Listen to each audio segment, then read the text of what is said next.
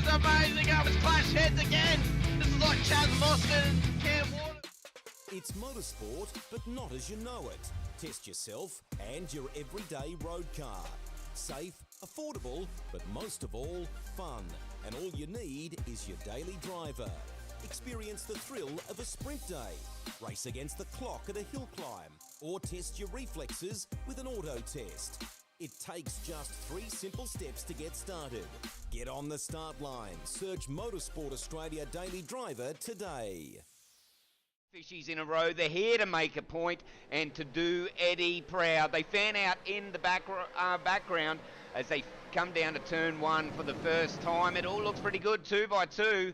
We'll stop the camera here. Oh, Eddie would be proud, mate. That was awesome run around turn 1. But, oi! Contact with the fishies. He's made it through. It doesn't look like Angus has made it, but Thomas Freeman's made it through, and Angus is going to suffer the crowd coming through there to be able to turn his car around. Woo. I love riding. It's a real social thing. There's a great bond between riders. Every weekend I look forward to getting out there. It's a freedom like no other. Riding to work is a great way to start the day. Shannons insure all types of road bikes, not just classics. They offer features riders really want. It's why they're one of Australia's leading motorcycle insurance providers. Whatever you ride, Whatever you ride, Whatever you ride, ride with Shannon's. Call 134646 for a quote. And they are off. It was a good start from Dylan to Bono. I think Phil Vella got a great start there in the background as well. You can see already cars going 5, 6 wide as they're trying to find any semblance of space. They come into T1. So far we've got 2, 3 wide as they snake down. It's Michael Conchar that's got around Dylan de Bono. A couple of cars going wide there. Was that a bit of contact in the back? Scott Pocock caught up in that, I think, there, buddy. But it's Michael Cullajar's got past, so Dylan...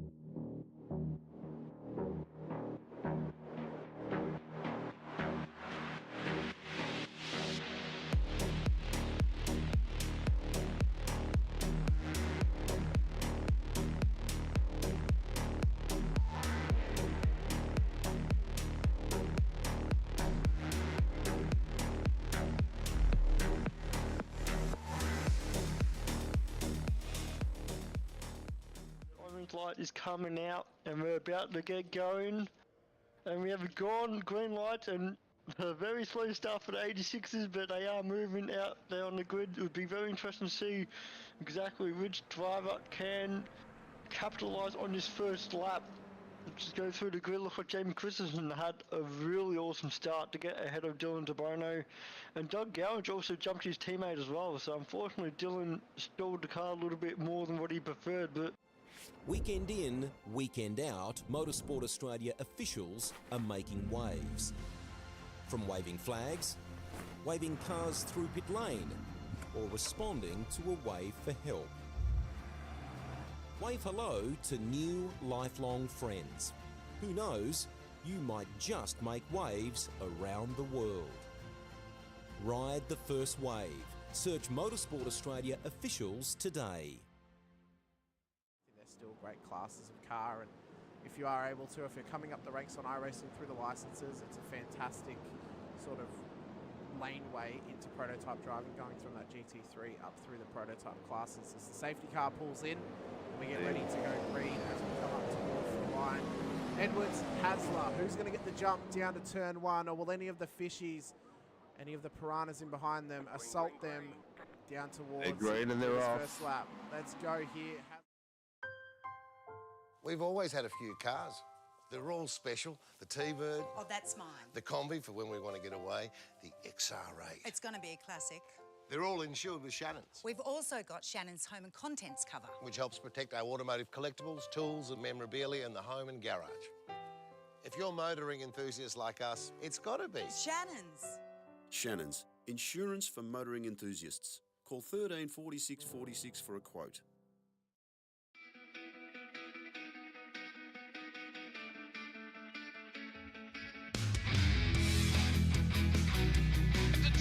This is amazing. Oh, it's clash heads again. This is like Chaz Mostert and Cam Waters. Almost the same situation.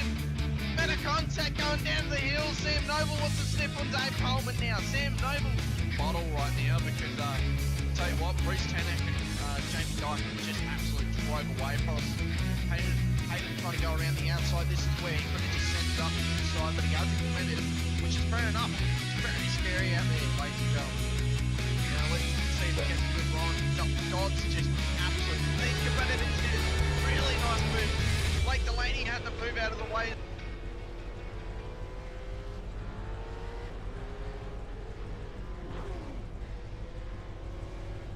Good evening, good morning, good afternoon, ladies and gentlemen, and welcome back to Sim Racing World TV.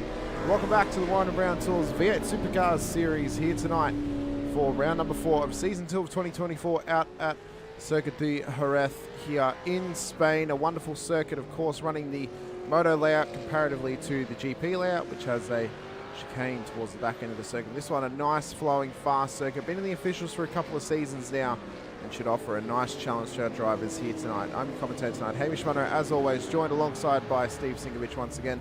Sinko, Jerez, it's become a little bit of a mainstay for supercars in iRacing the last couple of seasons. And one that always throws up a little bit of chaos, but also some great racing all throughout as well. Well, I agree with you. I think it's a great little track. Again, it's another one which is nice and wide, with plenty of runoff, so it gives the boys a bit of opportunity to save their cars from falling apart under the impact of walls. As we'll see on Thursday night, will be a different scenario altogether in the 86s at Chicago. But this should be a good race either way. Nice and fast, close grid, close cars, close driving. Really looking forward to it. It's a track that can throw up a bit of chaos in its own right, from the battles getting a bit heated all throughout the proceedings of the lap and across the race as well. We can see a lot of overlap happening between cars. That can then cause them to be spun around in those tight little hairpins, especially down towards the start of the 4th sector here at Jerez. Of course, well known for motorcycle racing, and back in the mid to late 90s, of course, for F1 around here. I remember 1997, I want to say it was.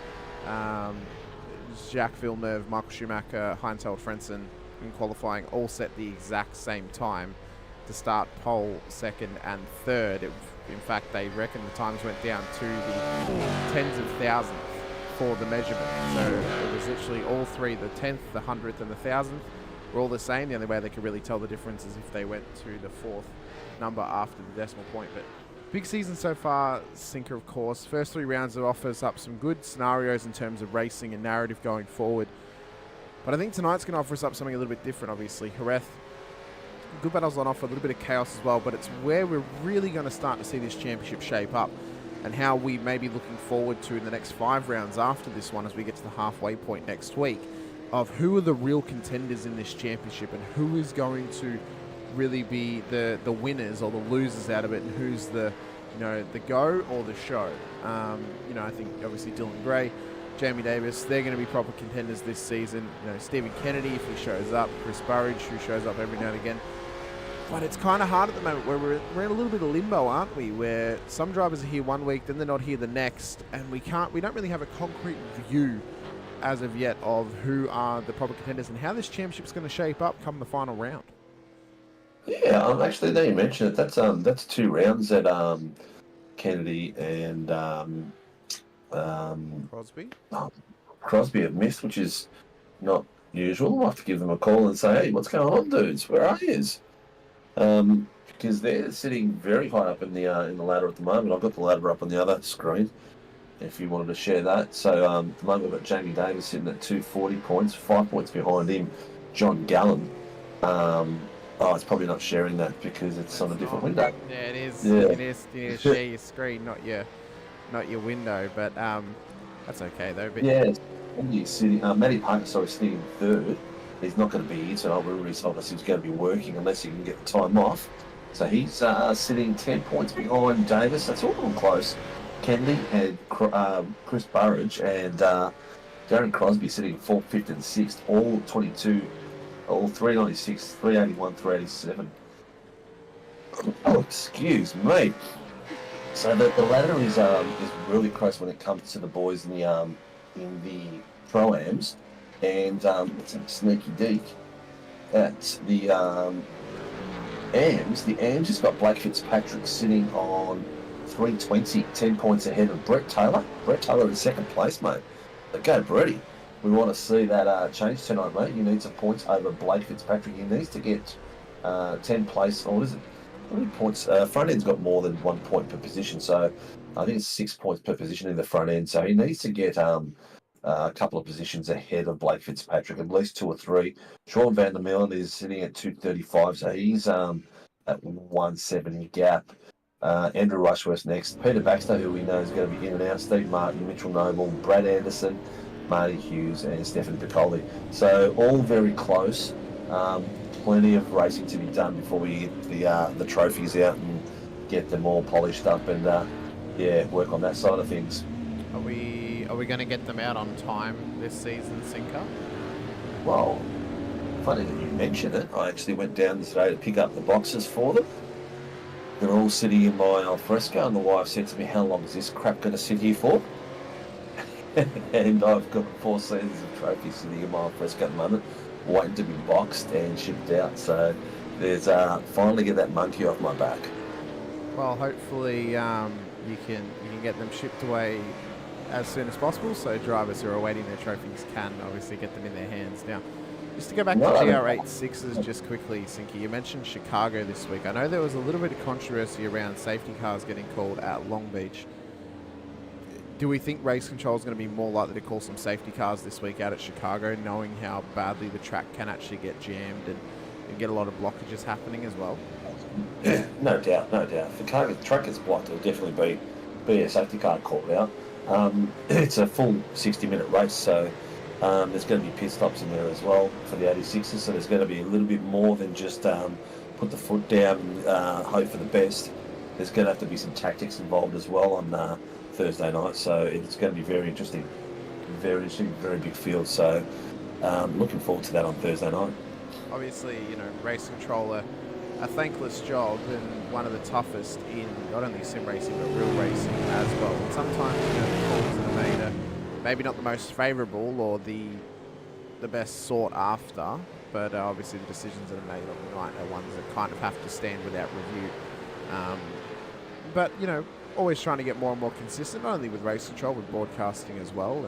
And the feedback from drivers and from viewers is what helps us become more consistent and helps us provide better racing, but also better content to the viewing people's eyes and the drivers when they're in the cockpit as well. So hopefully, through this process and through learning and understanding of how drivers are feeling about certain decisions, then things are going to get reshaped or shaped up a little bit better, so then it is a little bit more consistent going forward, obviously. Because that's one of the toughest things to keep, isn't it? Is being consistent. And remembering, well, we made one decision about this, we kind of got to be consistent about the decision in the future, or we broadcasted it one way, we kind of got to keep it this way now, It's more the, look, it's a thankless job. Any adjudicating job, whether it's on the footy field, soccer field, tennis, whatever it is, it's you're the person to blame for everyone's result. It's not about the 10, 20 mistakes you made during the course of the race or the game.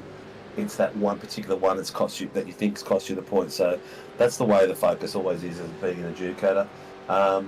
The other question you asked is blown out the back of my brain. I can't remember what you said anymore. But the how far off we from qualies started. We are actually in qualies now, so they're going out. Troy is setting 3 purple sectors, and the boys are looking pretty nippy out there already. Brett Taylor's looking really sharp. Yeah, we're obviously time's going to come down a little bit throughout the session, but Troy Dooley wanting to set the pace nice and early here. 3 purples in the first 3 sectors as we come through the 4th round. The final corner could be a corner that causes a bit of chaos here tonight, especially with that pit entry. New livery on Dylan Gray's car as well, just up the road from him here tonight. As he crosses the line, time is going to come up on screen for us here. He is going to get a 1:35.6, as Gray wasn't really able to go any better than a 40, but we'll see how his times come down. Burridge then goes P2 with a 1:30. Oh, sorry, no. Dooley's time was 1:39, not a 35. I was about to say that's wicked fast compared to Gray, but Burridge with a 39.8, so he's currently 2/10 off the back of that time as well. And then obviously, Gray with the 40, Hanson with a 41, Taylor with a 41, Gallen with a 41 as well. So currently about just under 2 seconds separating the top 6 cars in qualifying at the moment. Yeah, I just remember what I was going to say. In regards to ranking, admin will be finalising them in the next couple of days. Once they have done that, they will announce if there is any movement or up or down, sideways, left or right. So watch this space over the coming days or the coming week, because they've still got to analyse what's going to happen tonight, points structure-wise, position-wise, and all that sort of stuff, pace-wise. A fair bit to go in. I know that the 86s and the F3s are finalised already, I believe. But the V8s for tonight and Sunday should be done in the next couple of days. We'll wait and see if there's any changes. That's the beauty of IMSA. We don't have to worry about class changes because they're two completely different car types. For now. Oh, well, I mean, the only way you're ever going to get differential is if you had enough GT competitors to have Pro and then regular GTD. Because you wouldn't have Pro and M in prototypes, as they don't in real life, and you don't, your ideal amount for prototypes is about, 10 to 15 entries, and the rest would be GT cars. That's how the spread works, and otherwise everyone's getting passed constantly, and it kind of hurts the battles on track and stuff like that. I watched Laguna yesterday morning at 4:45 in the morning. They had, I think, 10 prototypes. It was perfect. Not everyone's getting passed all the time. You get good GT battles out of it as well. But regardless, the mixed classes work for those in the same style of car, and for supercars it works quite well.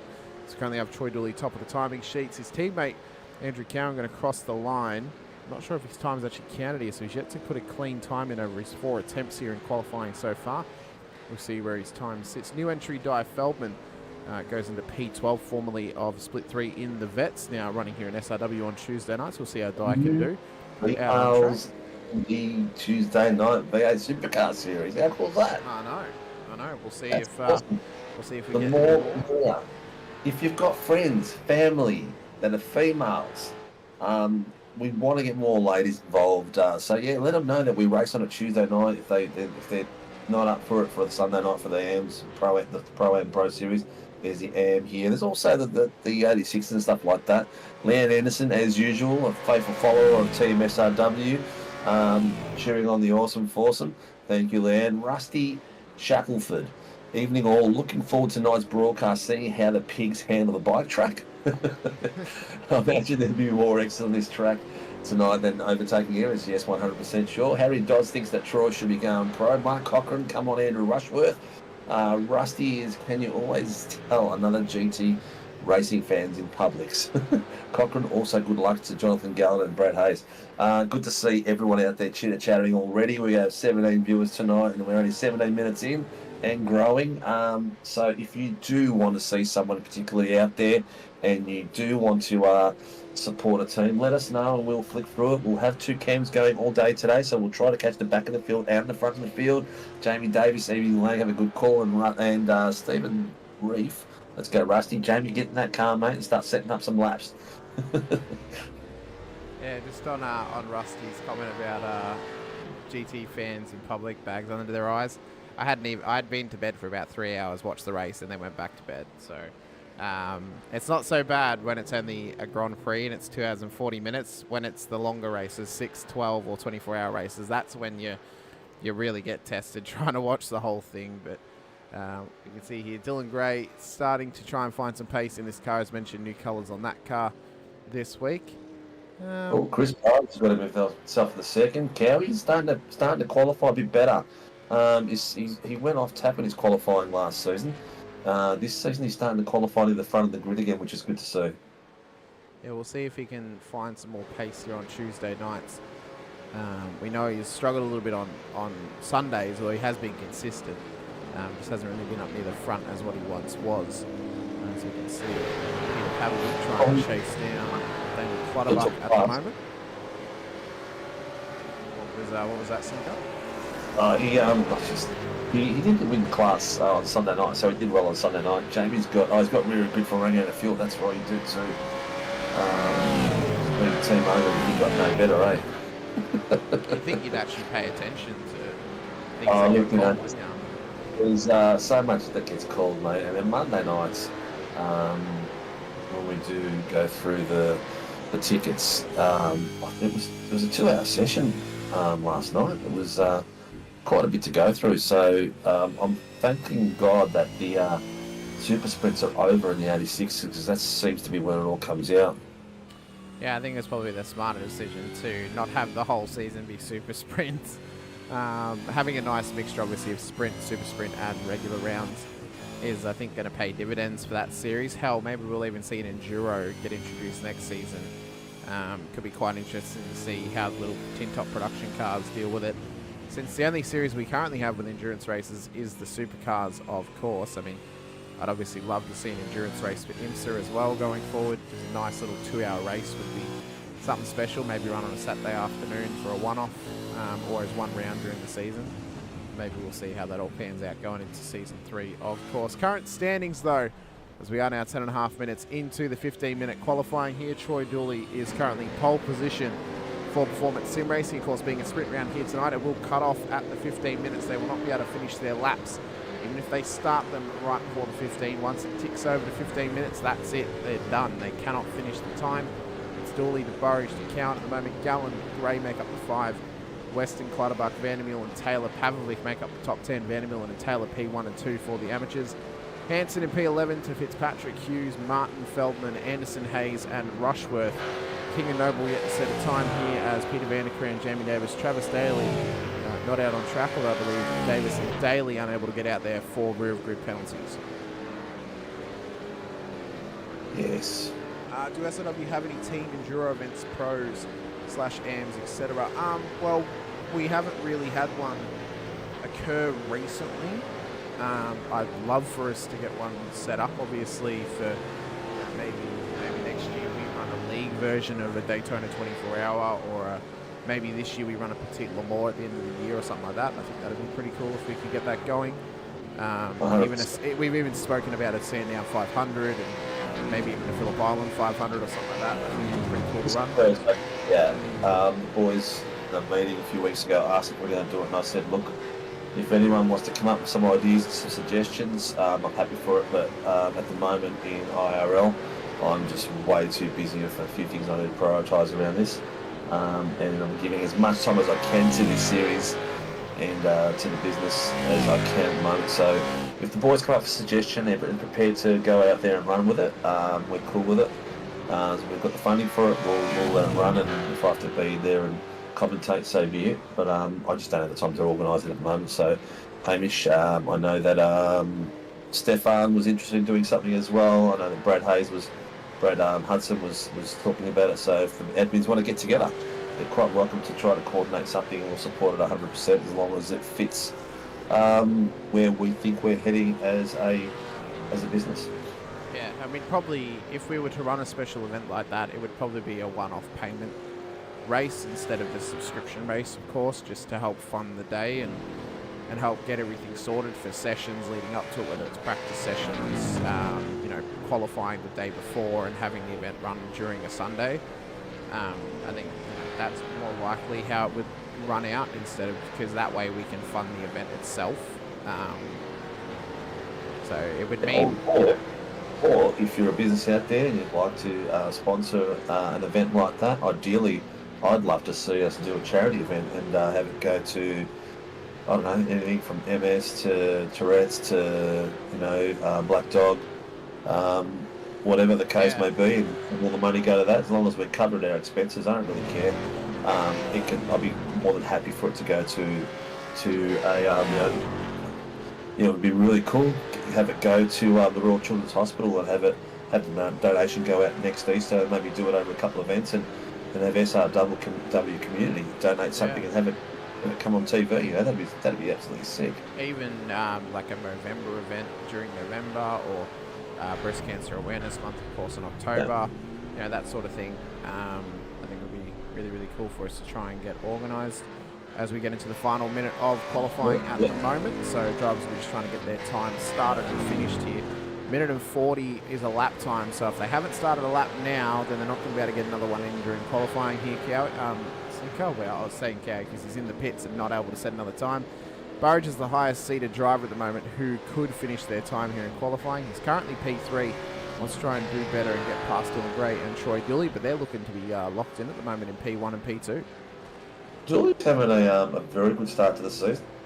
He's got some consistency back. This is a driver that started near the back end of the field. Has over the seasons has progressed towards the forward end of the series. So I'm really happy to see him come up there and start battling up and be in the podium situations now. Yeah, it's really, really good to see. You know, we also have a challenger for Dylan Gray here tonight.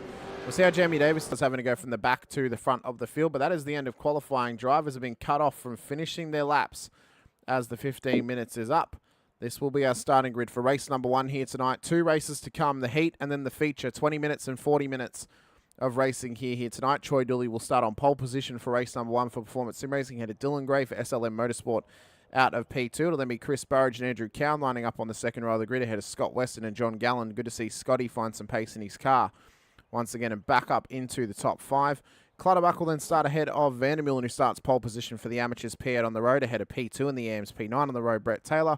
With Peter Pavlovic making up the top 10 here tonight. We'll see how the Pavlovic can go trying to make his way through the field. Marty Hanson, Mitch Noble then start in behind on the 6th row ahead of Blake Fitzpatrick and Marty Hughes. Andrew Rushworth and Stephen Martin will then start on the 8th row of the group with Di Feldman and Brad Anderson in behind.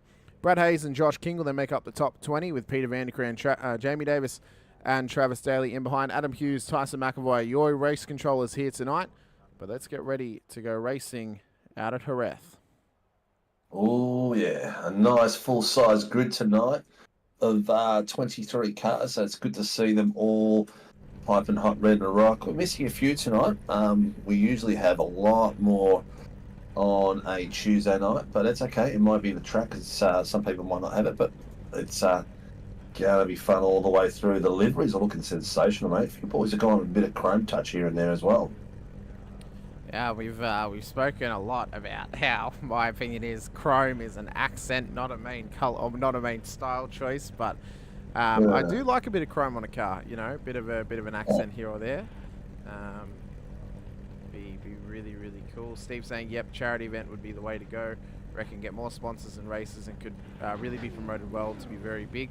Yeah, and I guess the conversation should be had what kind of event we would want to run, whether it be multi-class or single-class with, you know, classes. Mate, I reckon multi-class, 72-hour enduro.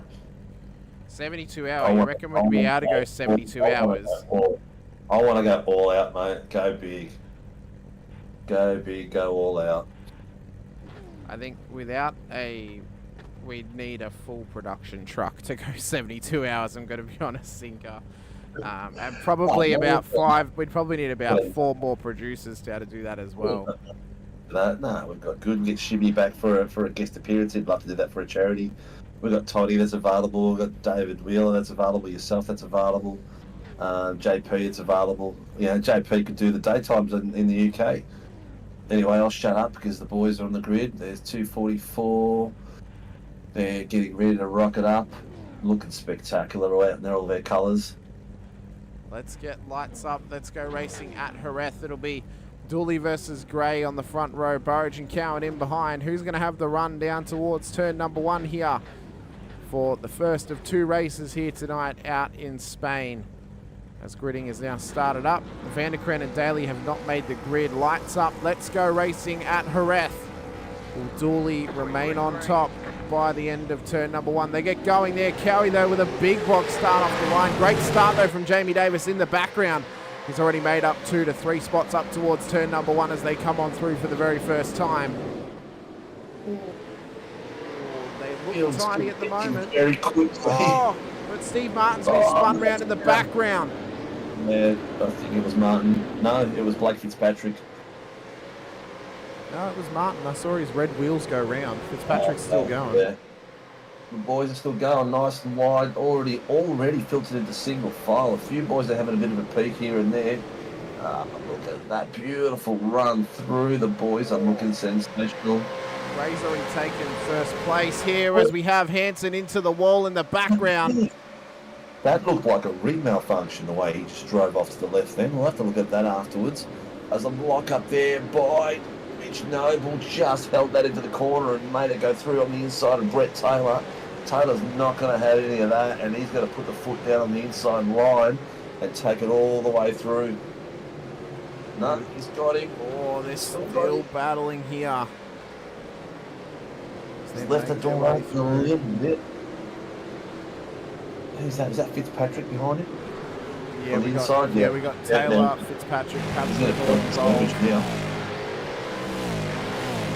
See how the battle commences here throughout the rest of proceedings as they come around the final couple of corners up towards the pit entry and the final corner. The long hairpin here to end this lap as Dylan Gray leads the way at the moment and leads them across the line up towards turn 1. After lap 1 here, Dooley all over the back of him, as well as Burridge and Cowan. Weston up in the 5. Clutterbuck, Gallen make up the top 7. Vandermeer and Noble Pavlovic make up the top 10. This is a big slide from Clutterbuck in the background, and that's going to leave him open to attack from John Gallen, who now moves up into P6 on the road. Gallen's true to form, taking advantage straight away. As soon as he sees the gap, he's on it straight away. He's very switched on at the moment in this series. Any movement he can make, he makes it, and he needed it because he was starting to fall in that gap there. Clutterbuck was holding him up a little bit. You see Clutter's just trying to stay with him at the moment. Cowie under pressure from Weston in the background as Burridge tries to line something up here on Dooley down at the hairpin at the end of the back straight.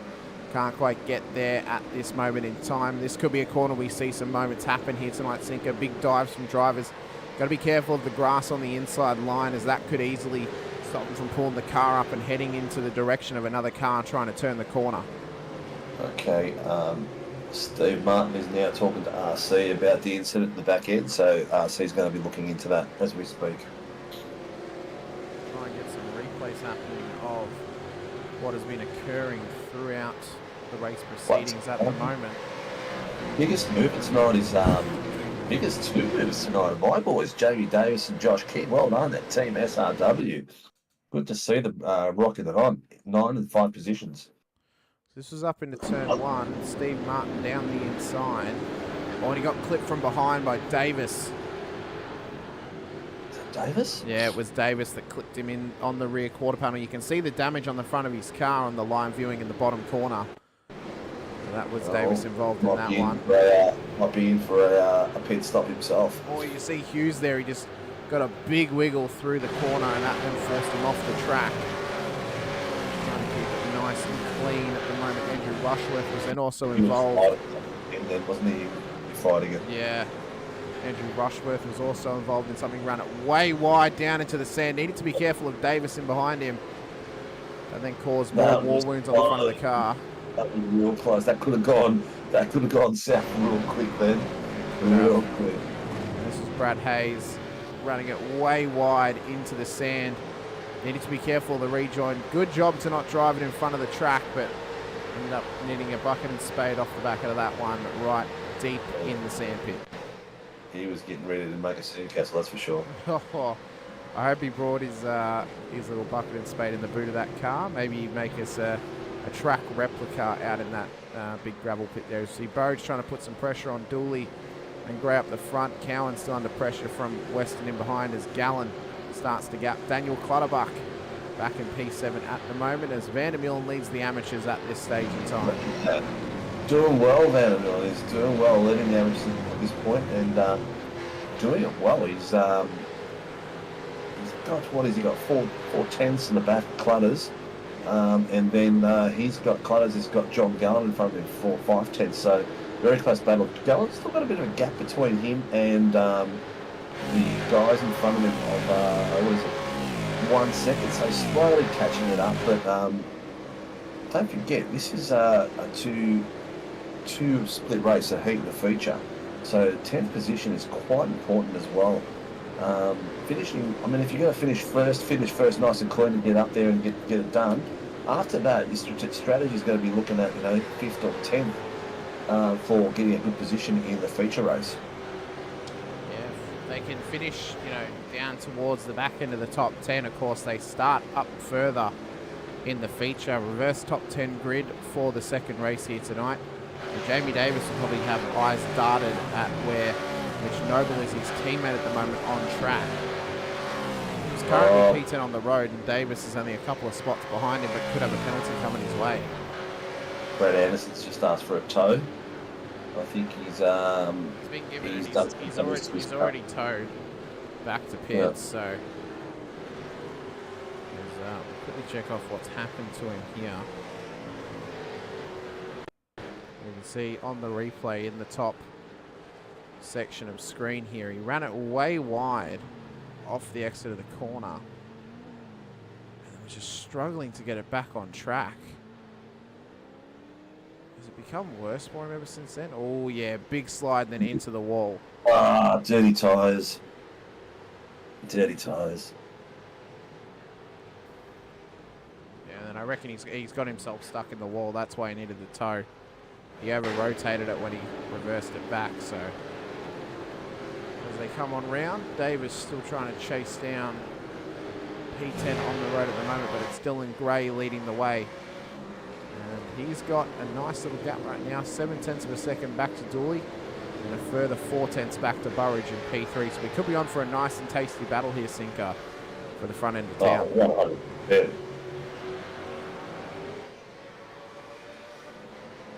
Continue on through top three in an intensifying battle at this point in time as we edge closer to the halfway point of this first race of two here tonight. Cowie in the background under heaps of pressure from Scott Weston. How's this? Only last week we were talking. It was only last week we were talking about maybe Weston should go down to the amateurs, and all of a sudden he's battling for a top 5 with Cowie. Yeah. Well, a bit of form can come into it. He got a good start, got a fresh start. A few drivers missing tonight too, mate. So it's opened up the field a bit more. I don't think it's going to be as cut and dry as it normally is. The top 10 has got 2 amateurs in it, Sean Van Millen and Mitch Noble. Noble's getting consistent to the up the pointy end these days. Not quite consistent enough at this point, but doing a good job. Cowie really testing the width of the track there. Jesus, he's lucky that that dust didn't make him spin. He has Weston all over him right now. Needs to be careful about getting into a battle here, because Gallen and Clutterbuck will be right on their tail if they're not careful enough here. Josh King's had an incident in the background. He's only had an off track, but he's come back on. It appears nice and clean. As Anderson now back out on track after towing back to the pits. At the moment it is Gray to Dooley to Burridge. Cowan and Weston make up the 5. That's the battle on screen. And then Gallen, Clutterbuck, Vandermill and Pavlovic and Noble make up the top 10. Currently Noble on pole position for race number 2 if he stays where he is. Yeah, 100%. Just looking at the gaps up the front end, Vandermill is got 1.4 on the back of Clutters, so that's the gap of the AMs at the back of the grid part. Jamie Davis is working his way up 9th. Peter Pav is still sitting in 9th. So there's a few boys still down. Marty Hansen, Martin from the Pro-Am sort of mixed up in the back end of the grid. Fastest so far is Troy Dooley for 140.493. Followed by really closely of a 147.83 by Dylan Gray. Dylan Gray showing some early pace tonight.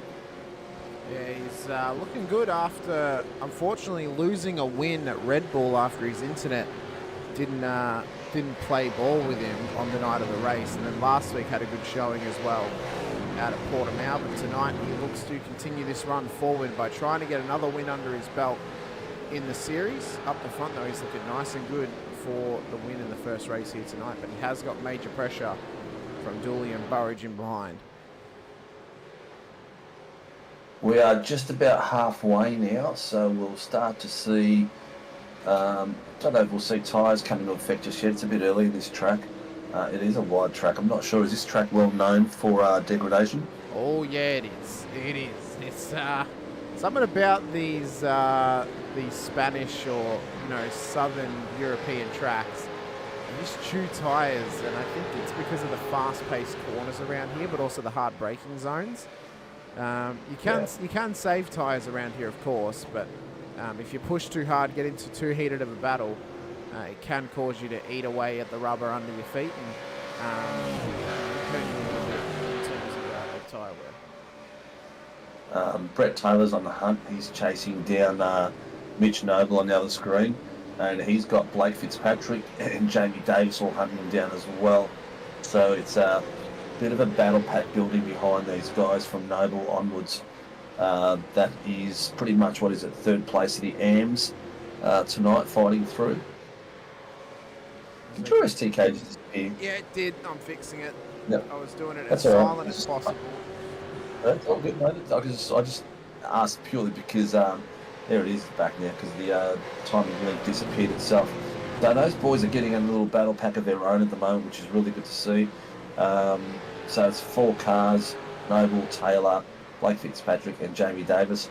Basically, it's a fight there for second and third place between Mitch Noble, Brett Taylor, and Blake Fitzpatrick.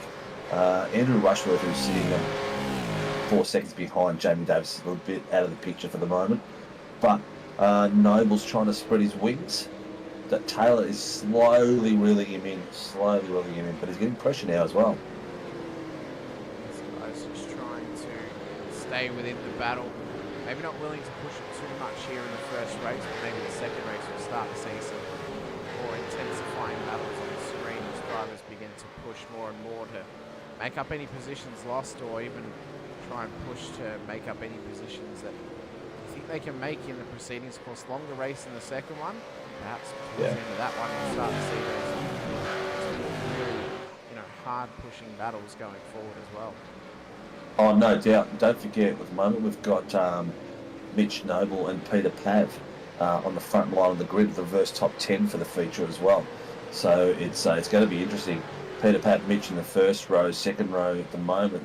Sean Van Weyen, Daniel Clutterbuck, third row. John Gallen, Scotty West in the fourth row. Andrew Cow and Chris Burridge, fifth row. Troy Dooley and Dylan Gray. So it's going to be very interesting. And right behind that top 10 is going to be sitting Brett Taylor, Blake Fitzpatrick, and Jamie Davis. So it's going to be a hell of a second heat. I'll tell you right now, the feature is going to be spectacular. Yeah, it's really going to offer up some chaos for us as the fast boys try and make their way through the field. I mean, if Davis can't make P10 on the road, it means he's going to be starting around Dylan Gray, Troy Dooley, Chris Burridge. They're all going to be fighting as they make their way up towards the front.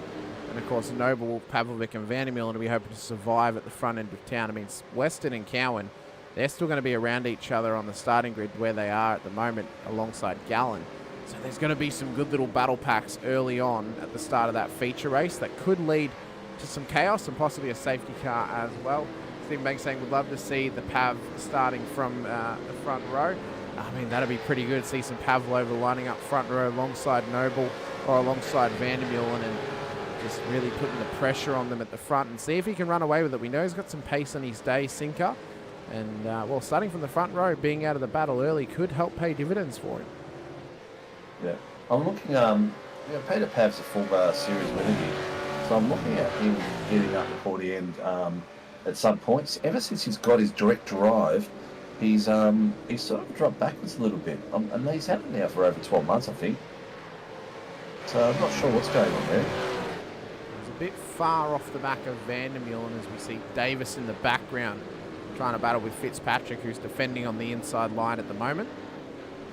So Jamie just finding it hard here to get past these amateurs right now. Maybe not a track that suits him so well here tonight, Sinker. Not sure. Maybe he's he's got 7 minutes, 6 minutes now to get himself up 3 places. I think that's where he's aiming for. He's trying to get into that top 10 so he can get the reverse top 10 position for the feature. Either that or he's listened to us and just realised and thought, shit, I better get a wriggle on. I mean, well, look at how close these boys are to each other now. Close racing. So continue their fight. This is a tough track to get overtakes done. You've really got to push it and take your moments when you can. As Fitzpatrick has a little wiggle. Davis all over the back of him trying to push the move to happen, but Fitzpatrick just parked the car in the middle of the road and blocked him off there. Couldn't keep it going as Dooley and Gray are now battling up the front as well, if you want to go to that battle, Sinker, so we can have both of these on screen at the same time. Yeah, I'll do, mate. And you've got Brett Taylor and Noble as well. These boys are really putting a show on at the moment. You see he's pushing those tyres to the absolute limit right now is Blake Fitzpatrick. Vince Burridge just got on the back of him and really pushing hard. Is he going to have a bit of a sniff on the inside of that corner? No. He's waiting for his moment to attack. Battle is really starting to heat up with 4 minutes to go now in the first race of 2 here tonight. Davis trying to line it up down the inside into the hard braking zone on Fitzpatrick. Taylor trying to do the same on Noble. This is the battle for P10 on the road. Davis up the inside of Fitzpatrick. He looks to get the move done, but Fitzy's not going to let him have it just yet as they go too wide through the long left. Nice fighting there. I'm loving the quality of the battles we're seeing this season in all series. Everyone is giving each other so much space and respectful. I think they're facing they understand the consequence because it's such big fields and tight fields that if you do throw it up on the inside and don't make it stick, your penalty isn't just from race control, but you drop back so many positions if you go off track. It's ridiculous. Sometimes it's just not worth the risk. Well, we can see the battles are now continuing as we come on to lap number 11 here tonight. 17 minutes into proceedings, 3 minutes to go. As Davis and Burridge and Noble, there's contact with Noble and Taylor. Oh, that's going to be one for race control to check out as Taylor now moves up into P10 and all of a sudden Davis is only 1 spot away from pole position for race number 2 here tonight. Whoa, he's going to be hot on that. He's going to be hot on that position. He's going to be pushing Taylor to the limits. We have got 2.5 minutes left, so he might have, 2 laps to go to make that stick, and they're that close to each other. 2 tenths and 1 tenth from Blake Fitzpatrick. So these guys are on the hunt like crazy. I'm going to try and get the replay happening of that little moment there with Taylor and Noble. There you see Noble had the lock-up. He then tried to curl it back in, and Taylor was right there. So I think, unfortunately for Noble, that may just be a racing incident because Taylor has every right to go for that gap as Davis now goes down the inside, gets P10 on the road, and will look to start pole position to race number 2. Yeah, I think unfortunately for Noble there, I think because of that little moment, that's a racing incident. You know, Taylor has every right to go for it, and he's just turned in. There's no way Brett was going to be able to get around him there. Yeah. It is what it is. It's that, as we said before, one incident can put you back places. Mitch went from 10th place all the way to 18th. He's going to be kicking himself. But you know what? It is what it is. That's racing. You know, you've got to push. You've got to make sure you're working hard and go for it. Back up the front now. White flag lap for Dylan Gray as he comes across the line. Burridge trying to keep the pressure on Dooley in the background for P2 on the road. Burridge down the inside at turn 1. Dooley can't fight him for it. And all of a sudden, Chris Burridge is now P2 here as the battle in behind continues with Cowan and Weston as they keep on going. Teammates asking, did David get a penalty for lap 1, turn 1 after turning Martin? Davis. Davis. I haven't heard anything. It's probably still on review. I'll have a look at the chatter. To be honest, I don't think it was. I'm not sure if it was called in or not. I think it was called in. I haven't seen a verdict come through yet or heard one, so it might be something that's going to happen between sessions. Maybe a position penalty perhaps to Davis for it. Might be the call. I'm not sure. It could be deemed as who knows, if they don't pull it out before now. If it is a penalty, it might be a rear grid again. He'll be cursing. Yeah, because they can't really give him a drive-through on the last lap. It would have to be a time penalty, which then drops him back positions. As Branderson's had an incident in the background, but Dylan Gray leading this one around the final couple of corners. Now he comes. He's put a good gap back to Burridge in P2 as he comes on round. Bit of a slide off exit showing off for us here. Dylan Gray's going to take P1 here tonight for race number 1 out at Jerez. Burridge P2, Dooley P3. Cowan's going to come home in the top 5 as well as Weston. Gallen in behind them. There's Clutterbuck in P7. And it's going to be Sean Vandermeulen across the line for P1 for the amateurs, taking out his first class win of the season. P8 on the road here tonight. Did I shorten Brad? Incident with Brett Taylor that was called in, and Mitch Noble, no further action as we expected. Yeah, just you know, a bit of a racing incident. Not much you can do about it. Just one of those moments. Did I just shorten Brad into Branderson? No, I said Brad Anderson, I thought, but maybe I maybe I accidentally shortened the the words used. This is his incident that he had. Branderson, yeah. You know, this was his incident that he had. It was down at the final corner. I think he's just looped it around. Tyres a bit warm, worse for wear.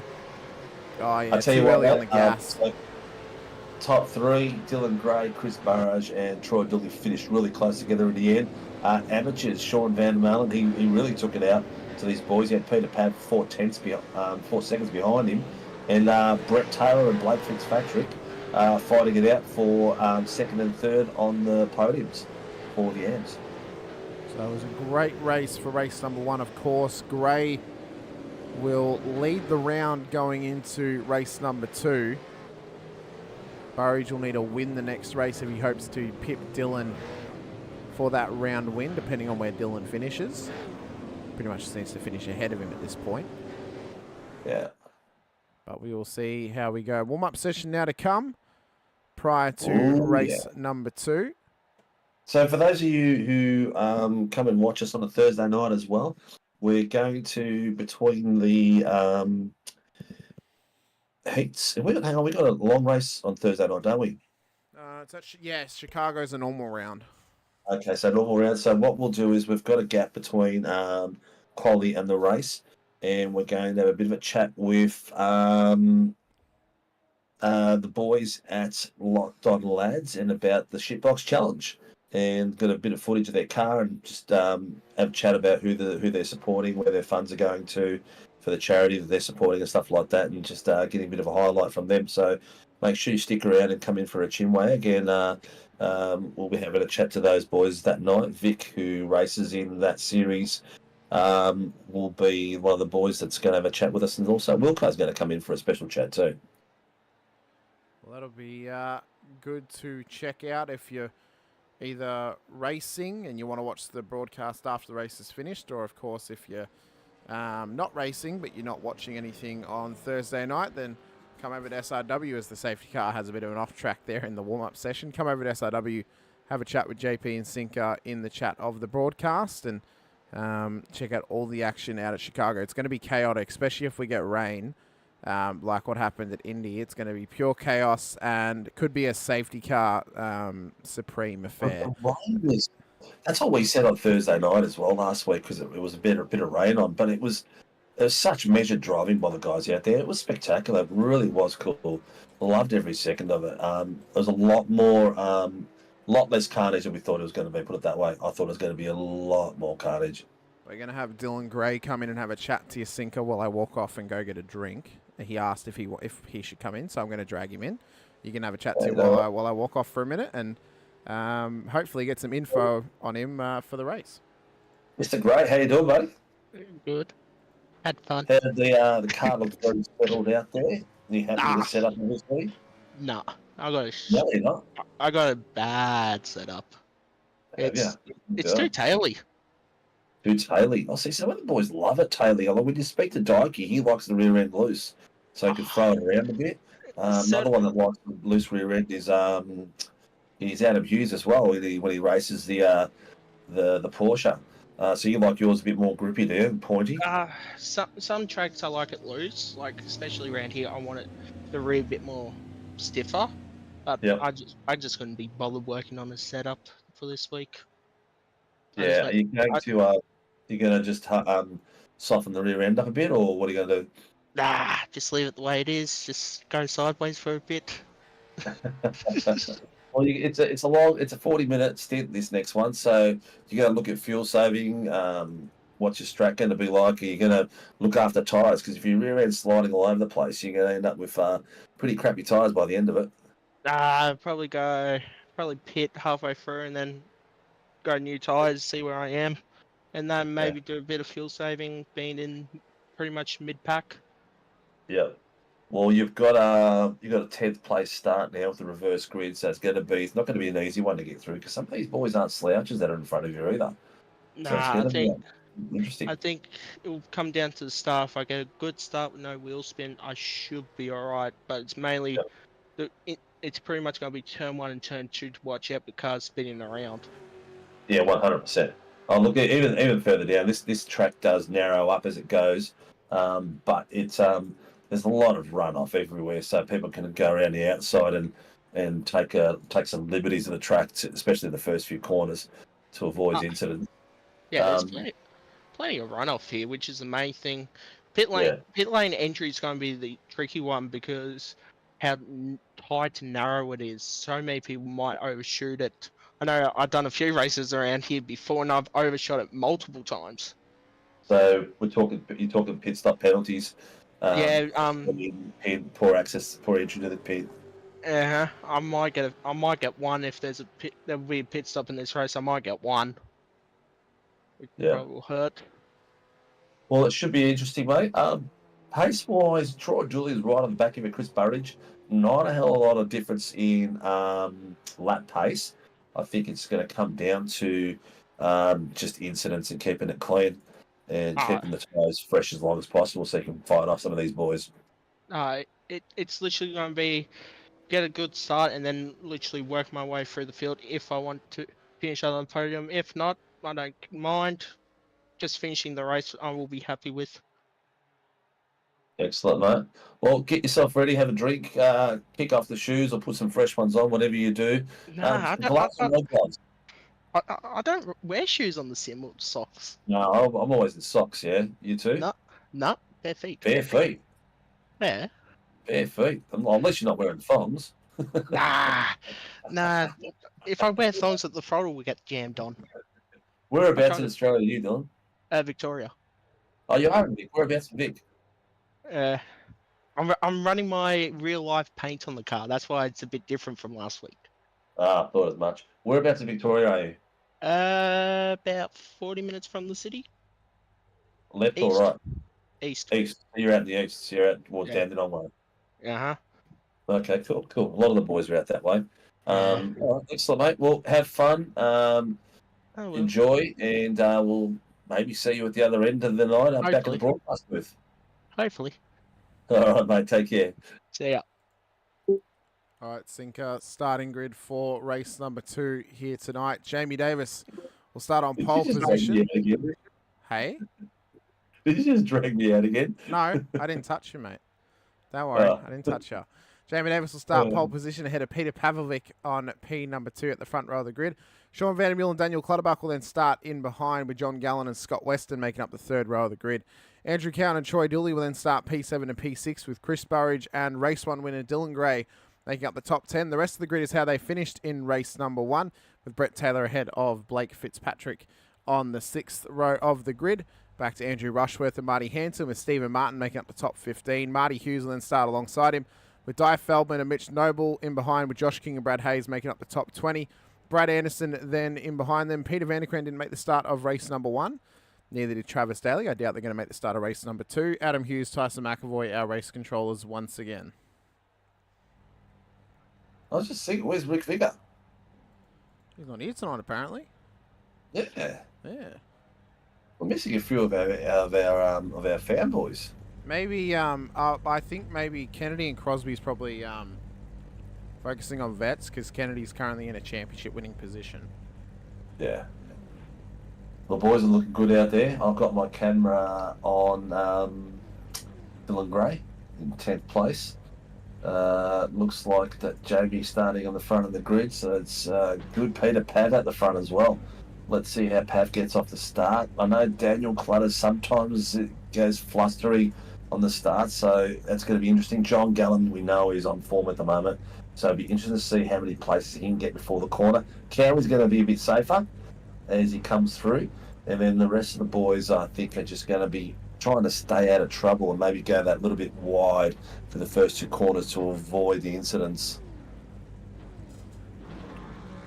Yeah, it's going to be imperative that they can keep it clean here on the first lap. But lights are up. Let's go racing for race number 2 here tonight. Oh, it was a big box start from both Pavlovic and for Vandermeulen as they all start to spread around them to try and get past up towards turn 1.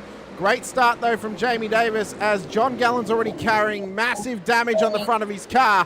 So he's been caught up in the early box starters. There's been a moment at turn 1 between Martin and Hanson as they've now gone round at turn 1.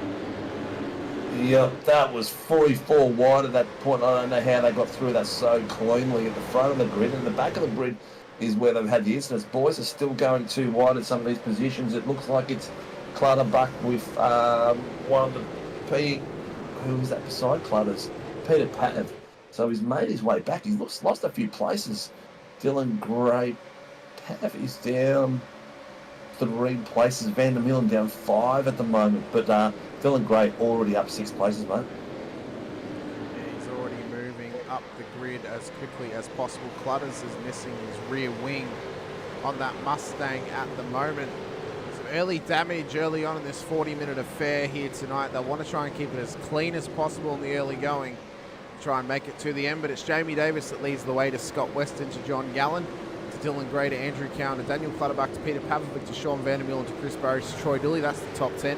It's Patrick Rushworth, Noble, Taylor, Hughes, King, Hayes, Feldman, Martin, Anderson, Hansen, as there's been big contact with Van der Meulen and Burridge off the exit of the corner there. Van der Meulen's on the side of the road. Unfortunately for Zoe Cooper, she was in the chat giving the love to Mr. Van der Meulen, and he's had a big moment there off the exit. And Gallen's missing a front bonnet too, so he's not going to have. I'm not sure how the iRacing model treats those lack of front bonnets. It should be a lot of drag, but I don't think it will be. As we continue on, Davis leads to Weston. Weston's got some great pace tonight. Just be trying to hang on here at the front of the field. So we've got some replays happening of some of the lap 1 incidents here already. Oh, Dylan Gray's just past Gallen. Well, Gallen's gone off. Yeah. He's off the track there. He's parked up at the side of the road. He's probably... bugger. Put the miles on him, I think. I think it was an unfortunate start for him regardless. Just as we go to our replay now, we can see here on board, this was at the start. This was Hansen and Martin as they come up towards turn number 1. There's Hansen on the outside. He lost it, and then Martin just had nowhere to go at that point in time. That's unfortunate. At least there was no damage. That's the most important thing. That's right. No damage between those guys, so they can keep going and fight their way through it. And then Van der Meulen had the big slide, kept the foot into it, and unfortunately hit the side of Burridge. That could be a penalty coming Van der Meulen's way. Yeah, I think it is. With the new rule now that we've got, if you do lose control of your car while you're in racing mode and you do come off and back on, you will be penalised for damage for lack of control of your vehicle. That was the reason why Gallen was parked up on the side of the road, had a big wiggle on exit, and that's what's caused him to end up in the wall and back down the order in P17. Hughes is now into the pit lane as he comes on through, and it is Jamie Davis at the front of the field, battling it out here with Scott Weston and Dylan Gray in behind. That's who else we're missing. We're missing Crummy and Tomkin. There we are. Mr. Tomlin and Mr. Crumb. Yeah. Although Crummy was there on Sunday, so... Yeah. May see him this Sunday again. This battle is... We'll just call it track related. How's that? Hey? We'll call it track related. Yeah. Yeah, it's all track related. As Dylan Gray tries to line up Scott Weston down into the hairpin. Down the inside he comes. Great little move there from Mr. Gray as they continue on forward, as now it's going to be Gray versus Davis for the lead of this race. Scotty Weston just tries to hold on to a podium as Andrew Rushworth's been dropping down positions. I think possibly a slowdown or just getting caught up in the piranhas and unable to fight them off as the Pelicans came flying by. Troy Dooley trying to make his way up the order now. He's up into P7 as Davis leads them round towards the final corner to start lap number 4 in just a couple of seconds' time. Dylan Gray has set the fastest lap in the last lap with a 1:47.17, and he's lapping. He's probably about 8 tenths faster that lap than Jamie was, so that's how he's cooked Jamie. So he's down to 0.84 off the back of Jamie. He's probably got himself in a nice little tow right now, but at the same point Scotty Weston's got a tow as well, so Scotty is lapping for that last lap. Scotty and Dylan, there's a difference of 8/100ths. Peter Pavlovic's had a big moment coming into the pit lane. He's looped it round at the final corner ahead of Andrew Rushworth. Kept the boot in it and then just decided, I'll just come through the lane while I'm here, but then decides not to in the end. So could cop an iRacing penalty for that one for a dangerous pit entry, even though he hasn't actually come through the lane off that. I think it'd be more an off track than anything, but Pete's actually called something in then, so I'm not sure if there was an incident leading into that corner. There was contact between them, I believe he'd be calling in the contact. Yeah.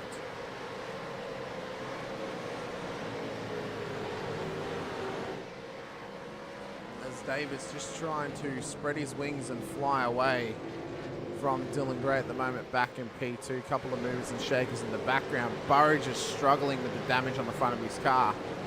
This is now under pressure from both Stephen Martin and debutant Brad Hayes in the background. John Gallen's still struggling without a bonnet at the moment.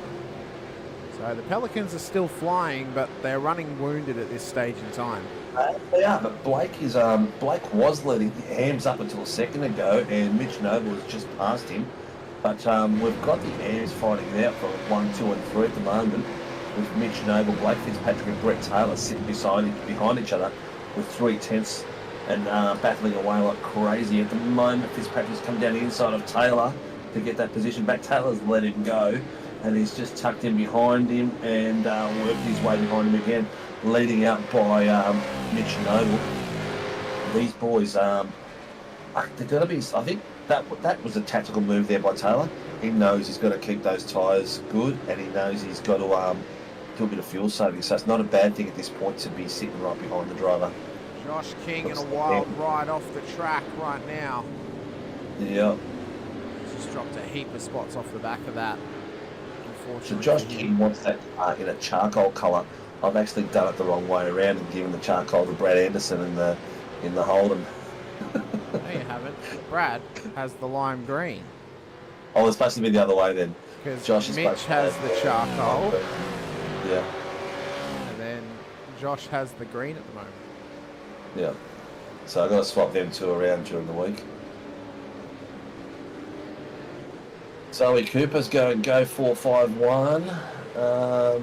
Jack Oz, I completely ignored your comments earlier on, so I didn't get myself into trouble. But let's go, boys from Laura, Jack Oz, NLCRs. Yeah, we answered that.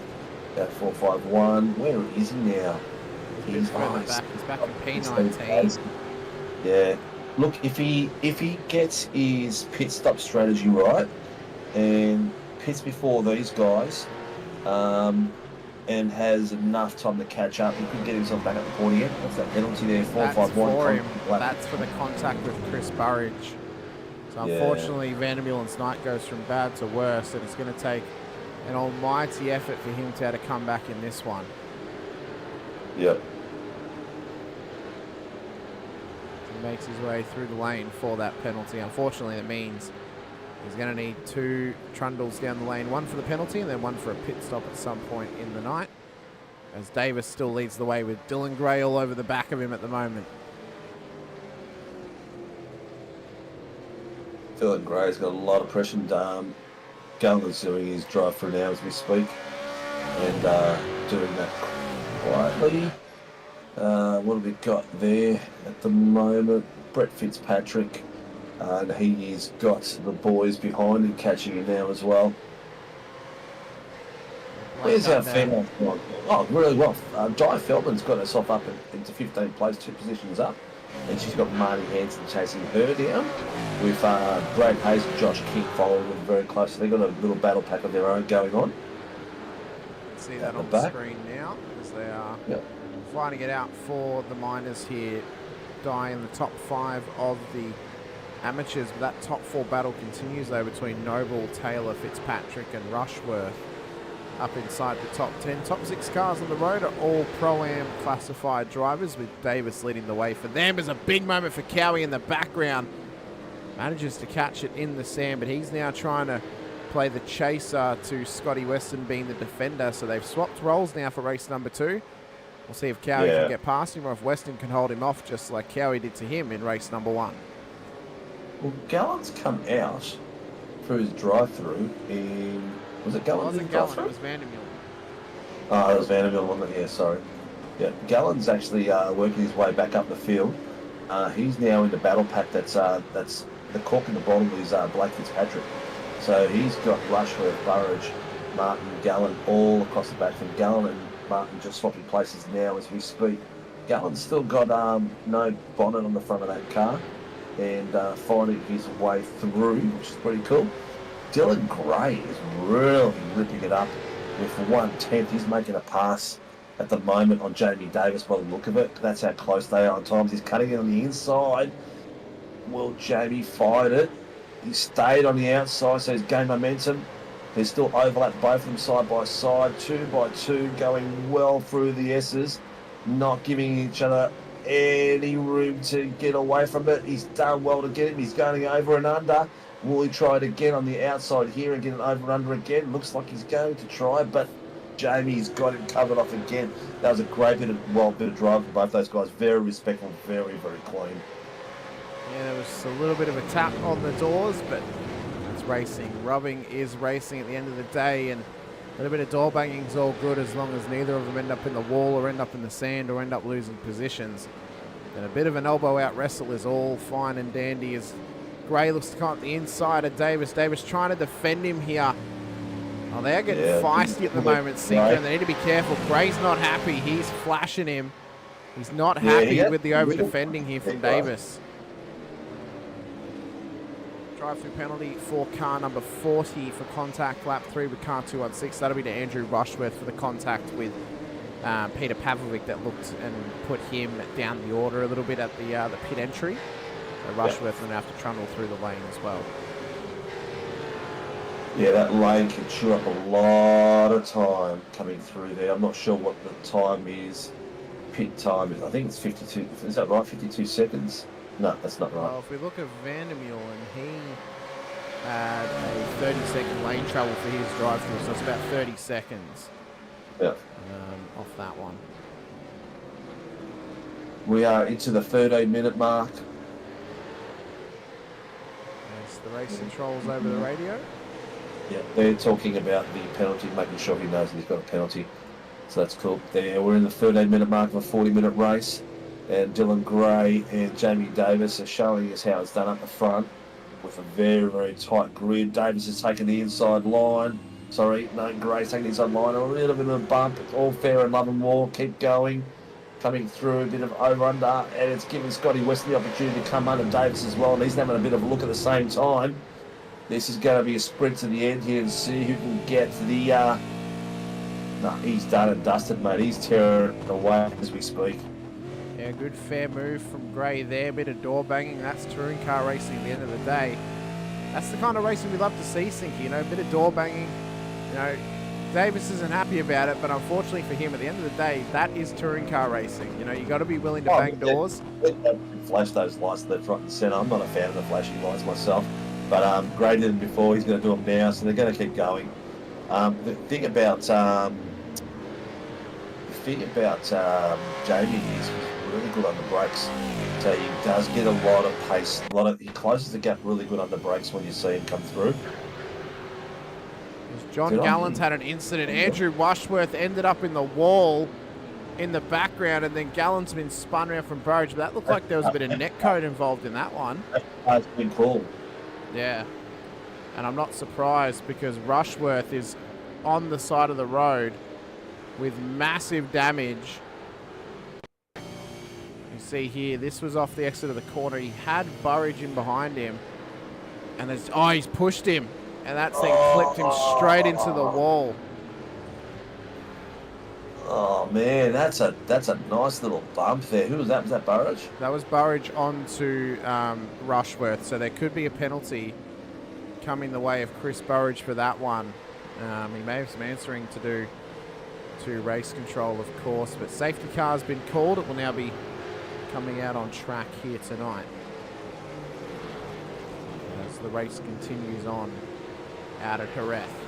Thank you, of course, goes out to all of our series sponsors: Warren Brown Tools, Shannon's Insurance, our title sponsors, as well as Motorsport Australia, DSL Rail Services, NeuroPower, Shunt Scenery, and Grim Industries. Thank you for supporting the series, and if you haven't already, please hit the like button, the subscribe, and the bell icon, so you are notified anytime we go live here on Sim Racing World TV. As the front runners coming to the pits, but Jamie Davis has stayed out on track. Could this be a bit of a strategy blunder here from the now race leader? Well, come in with the boys following him straight in that battle pack that it's there. The Pelicans are all there within 4 spots of each other. 5 spots. We've got 3 or 4. 3, 4. 4 Pelicans in tonight's race. I didn't realise that. So this is now going to really hurt Jamie Davis, because he's been held up because the safety car wasn't moving and he hasn't come into the pits. Obviously, safety car wasn't ready for him to be there. Dylan Gray's going to be all over the back of him and Mitch Noble, who is now on the road P2. But I think this may have cost Davis the win now, Sinker, because he's going to need a pit stop to get home. Dylan Gray's had his stop. He's right to go. The whole field's coming. The whole field's going to be on the back of Davis now by the time he gets around to the pit entry. So I think that could be win done and dusted for him, because he's going to need that stop to get home.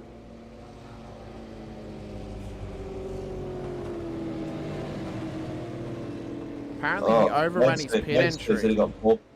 He got balked on the entry. Okay. And apparently, oh yeah, Davis overrun his pit entry. Okay. It is what it is, mate. That's racing. That's got. How's he going to get out of that? I don't know. There's going to have to be another safety car. Oh yeah. I mean, Gray pulled it up. Davis is overshot, and unfortunately he's had to keep on going instead of getting an iRacing penalty for an improper pit entry. Yeah, that was probably the smarter move. And happy to just fight it out and see what happens if there's another safety car that comes out. This is the first safety car, isn't it? Yeah, it is. So you see there, he came in so hot, he wasn't ready for Gray to slow up into the pit entry. I mean, you know, fair play to Gray, of course. He's slowing up to come into the entry. That's a very tight and slow pit entry. I think Davis has just come in way too hot, unfortunately for him. Yeah. Just one of those things, unfortunately for Jamie. We'll see how this plays out in the rest of this race. Anything can happen, of course. 451's getting the wave around right now. Pass moving to the left of field. So Hughes and Rushworth won't get one, but Hughes should. He's currently second on the road. Reese to go, pit entry sucks here. Yeah, it's such a tough pit entry. So easy to do that. And unfortunately for Jamie, he was caught out. Matty Parker in the chat. Great to have you in the chat tonight, Matty. As both Jamie and Mitch now bring it into the pits. But unfortunately for them, unfortunately for these boys, they're going to be at the back of the field. That's going to cost them. Unfortunately for them. Just, you know, I don't want to say rookie mistake, because obviously Jamie's not a rookie, but a very, very easy mistake to make. Yeah, it's an easy mistake making on a track like tonight. The thing for him, the good thing about it is for him that the grid's going to be nice and condensed. By the time he gets around, his tyres are going to be nice and warm compared to some of these other guys, and hopefully he can take advantage of it. But it's top step is gone. Well, you can hope for it. Matty, unfortunately, Matty, there's no Nova drivers in here tonight, from what we can see. I can't see any Nova Sim Sports liveries out on track unless you guys have made some secret driver changes that we don't know about. Unfortunately, they're not racing. There's a few missing tonight. It's probably track related, but that's okay. It's only one night. It's usually a massive number out here, and it gives us a bit of time to give everyone else a bit of love. Have a look at these boys slowing up now. We've got Davis and Noble have caught up the... Oh, look at that. The second last, third last, and last cars are my team. Maybe it was meant to be. No, I'm joking, of course. I mean, Marty Hughes and Sean Vandermillen are still out there, as well as Rushworth, so they're not at the very back of the grid. We know that Davis has got pace. I'm sure Josh will just let him go, of course. I mean, Brad Anderson, though, he's kept it clean enough to be up in P12 at the moment on the road, Sinker. So, yeah, you might be all right, Laura Anderson, saying out over till the fat lady sings. That's true, Laura. there's a long way to go though. But I'll tell you what, Brad Anderson, while we're talking about him, he's getting a bit more consistent, which is good. Yeah, he's I mean, he's struggled race 1 and he's struggled in races past, but he's not having as many incidents as what he's had in the past. He's getting better. It takes time. It takes seat time as well to get used to this car, but also just get up to pace as well. Now that he's C-Class, he'll be able to do some officials, obviously, in the Supercar, which would be good for him. Hopefully Mitch gets up into the next level, you know, into C-Class as well, so he can also do these Supercars officials. That'll just help him get some pace and also get some more seat time in the car in racing conditions as well.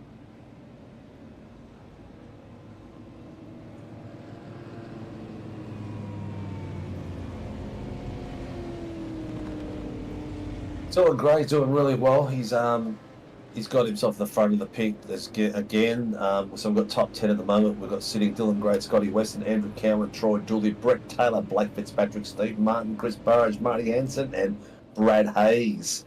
As in the pros and AMs, top 3 are your pros, and Brett Taylor, Blake Fitzpatrick, and Brad Hayes are your top 3 AMs at the moment. So Mr. Taylor is going to be doing a nudie run tonight. if he can hold it out, of course, anything can happen. Yep. Just needs to try and hold it together. Maybe he's going to try and keep this win so he can finally have a chat to us. Well, he was a bit cutting last week. Yeah.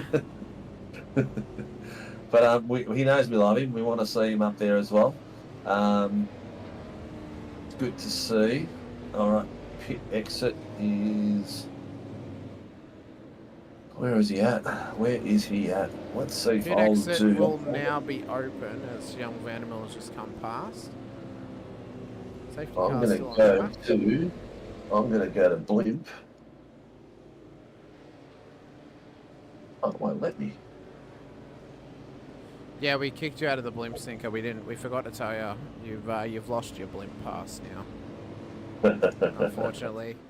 Okay. But I think the safety car should be coming in this lap. Obviously, we've had it for a couple of laps now. We're at the halfway point of this race. All the field has come in and done a pit stop. Should be a straight run home from this point. As I believe Race Control now reiterating that message over the radio that the safety car will be coming in. I'm in blimp mode there, mate. Watching them all come around the hairpin. Oh, you found your Mikey for blimps, did you? Yep. Very good.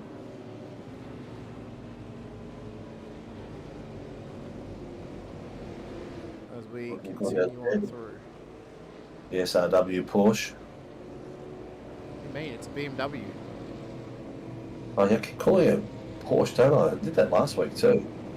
It's not even like they're the same. They're the same, like, you know, overhead brand. They're both owned by completely separate brands.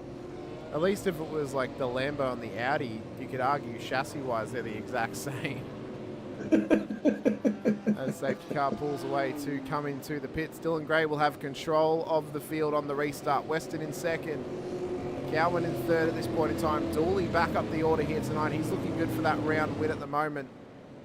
But Gray at the moment will be leading the round in P1 on the road. Dooley will be looking for P2 at this stage as Burridge is back down the order and possibly having a penalty coming his way. Well, that's not what we want to get rid of. Get rid of that one. Don't catch the other side. You've got to stay behind. Is Sinker on the dunny with that echoey sound as we continue on? No, I think it's just Sinker's microphone, to be honest with you. I'm not sure. No, it should be normal. Hope it doesn't sound, does it still sound echoey? It's slightly tinny as the restart has now occurred. I don't know if he's changing my settings. It has been like that for, I think, the last week or so. I don't really think anything of it until Reese has now pointed it out, to be honest with you. Well, I'm not sure as they continue on here. Car off in the background, that's Stephen Martin, who's run wide off the exit of the left-hander. I think the only way we'd be able to fix the Sinker is by getting a different mic happening. No, I can tell you what it is. It should be sounding It's much better now. Did you have noise suppression turned off? No, the laptop picked up my mic for some reason. Oh, I see. So that's a lot better. A lot better. Yeah. For some reason, so it must have been the other night as well. The laptop must have picked it up. Oh no, I had a video meeting today. That's why. Ah. Yes. So thanks for that, Degoe. Thanks, Reese. Appreciate it, mate. That is a lot better now.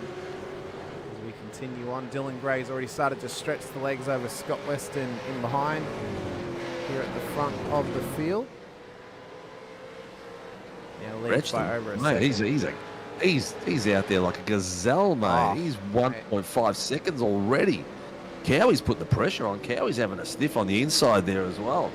And he's got Troy Dooley having his former teammate thinking I might have a bit of this action as well at the same time.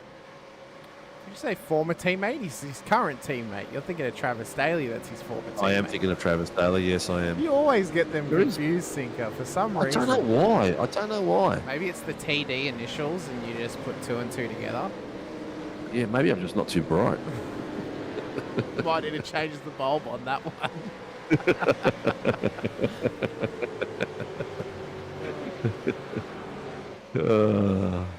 Anyway. As we continue on. Yeah, Banks goes, not bad, Gray, with the shit set up. Yeah, can't all be that bad, can it? Oh, big slide though from Cowan in the background, who's now under pressure from his teammate Troy Dooley. As they come down towards the hairpin, Dooley up the inside of Cowie. Should let him have it, not going to battle him for it too hard at this point in time. And Dooley continues on to be where he finished in race drive through for extremely slow driving on the safety car. Yeah, that's one thing that we always try and fix because I'll put a ticket in for that one, buddy. Yeah. No, I think it's Dylan Gray has just ripped out the fastest lap of the night with that safety car giving him the open road in front of the 140.557. That's a mega lap, man. I think what it will be is Mitch was probably just hesitant on the way back to the. Obviously, you got to drive at pace back to the back end of the line, and he probably just went back at half speed, and that's why he would have copped the drive-through because you got to try and make it to the back of the field at full pace when you're coming up to them. So that's most likely why, because you can sometimes get in races where drivers go slow and you're trying to catch the field in the middle of pit stops that it can actually hold other drivers up, and then it means they actually lose positions through the pit stops, and it hurts people in terms of their position on track. So that's one of the reasons why the rule's in place, I guess we could say. But nevertheless, it hasn't really affected his race too much. He's only lost 3 positions at the moment. Yeah. Back in P20. Plenty of time to catch up to the back end of it. Exactly. Pit stop cost him more than that. Any incidents that happen, he'll be able to pick up a free spot off the back of them as well. Jamie Davis, though, is already up into P12 off this restart, so he is absolutely flying up through the field, but he's got a long way to go to catch this man, Dylan Gray, currently P1 on the road at the moment. With Scott Weston in behind under massive pressure from both the PSR boys, I should say, of Troy Dooley and Andrew Cowan. Yeah, Brett Taylor has got himself a massive grid of Chris Burridge, Fitzpatrick, Hanson, Martin, and Clutterbuck all the way behind him, fighting that little bit of road that's there. He's got a gap on Cowan, but he is the lead am at this point. With Blaze Fitzpatrick has got Chris Burridge between himself and Brett Taylor. So Brett needs to keep that driver between them to just help him out for the night. Unfortunately, Fitzpatrick just had a pretty bad blink. Just they need to keep an eye on that connection. Hopefully he can hold it together throughout the rest of this race. Burridge all over the back of Taylor, though. These guys are not battling for class position, but overall position on the road at the moment. Taylor at P5. This will be a mega effort from him if he can hold this together. In the dying embers of this race, we're a couple of seconds away from 10 minutes to go in this one here tonight. So quick. It has. Greg Davis, keep pushing, Jamie. Yeah, Jamie, keep pushing. He will fight till the end. He's a fighter that through and through. He's already got himself a few places up. He's got he's just caught Gallen. He was a couple of seconds off Gallen earlier.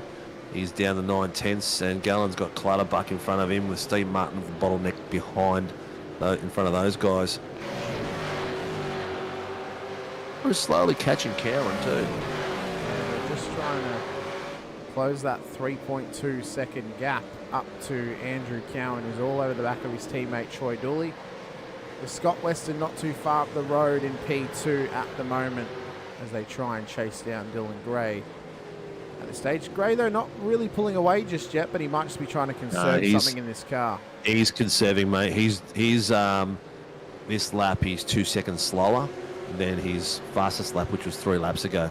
So he is in conservation mode. He's saving tyres, saving fuel, and just measuring the gap between them. So he's got him down to 6/10. At any point that he wants to put the foot down, he will, and get an escape route out of there. But Scotty Weston is had a turn of performance tonight. Yeah, maybe just a lot more comfortable with the track, quite possibly. He has raced it in the last 2 seasons of vets leading up to tonight, both season 18 and 17 had Jerez on the calendar, so he's probably had quite a fair bit of time racing around this circuit. See, there's a lot of question marks over his head of what classification he should be in. Oh, that was close. I'm just watching the backpack of Brett Taylor Burridge and Fitzpatrick Hansen in the other screen, and they were so close then. Fitzpatrick Burridge was right at the back of Taylor, and almost, I think there was lipstick left on his bumper. That's how close they were. Long Gallon's blowing up at the moment. This will be why he's had an incident just off the back of this one. See there, he had clutters down the inside. And on the outside line with Jamie Davis down the inside of him. Oh, went to turn the corner. Jamie was right there.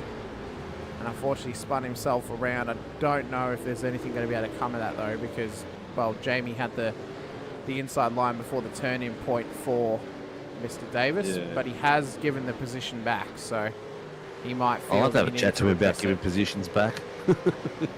Yeah, drivers need to remember, if a driver's lost a heap of spots and he hasn't kept going, you're better off just to continue on driving instead of redressing. Redressing is really only if you have a bump and run and you both run off the track, but you've ended up ahead of the other driver, that you just give the position back. That wasn't bad enough. I mean, it's good sportsmanship, it's good to see. You know, I guess he's on the hunt still, so he's all good. He hasn't really lost out too much himself. But the boys down the back there, have a look at the Brett Taylor and Burridge and that in the bottom screen. These boys are going flashing. Oh, I've got the thumbs up there from the Barney on the post. Did you see him then?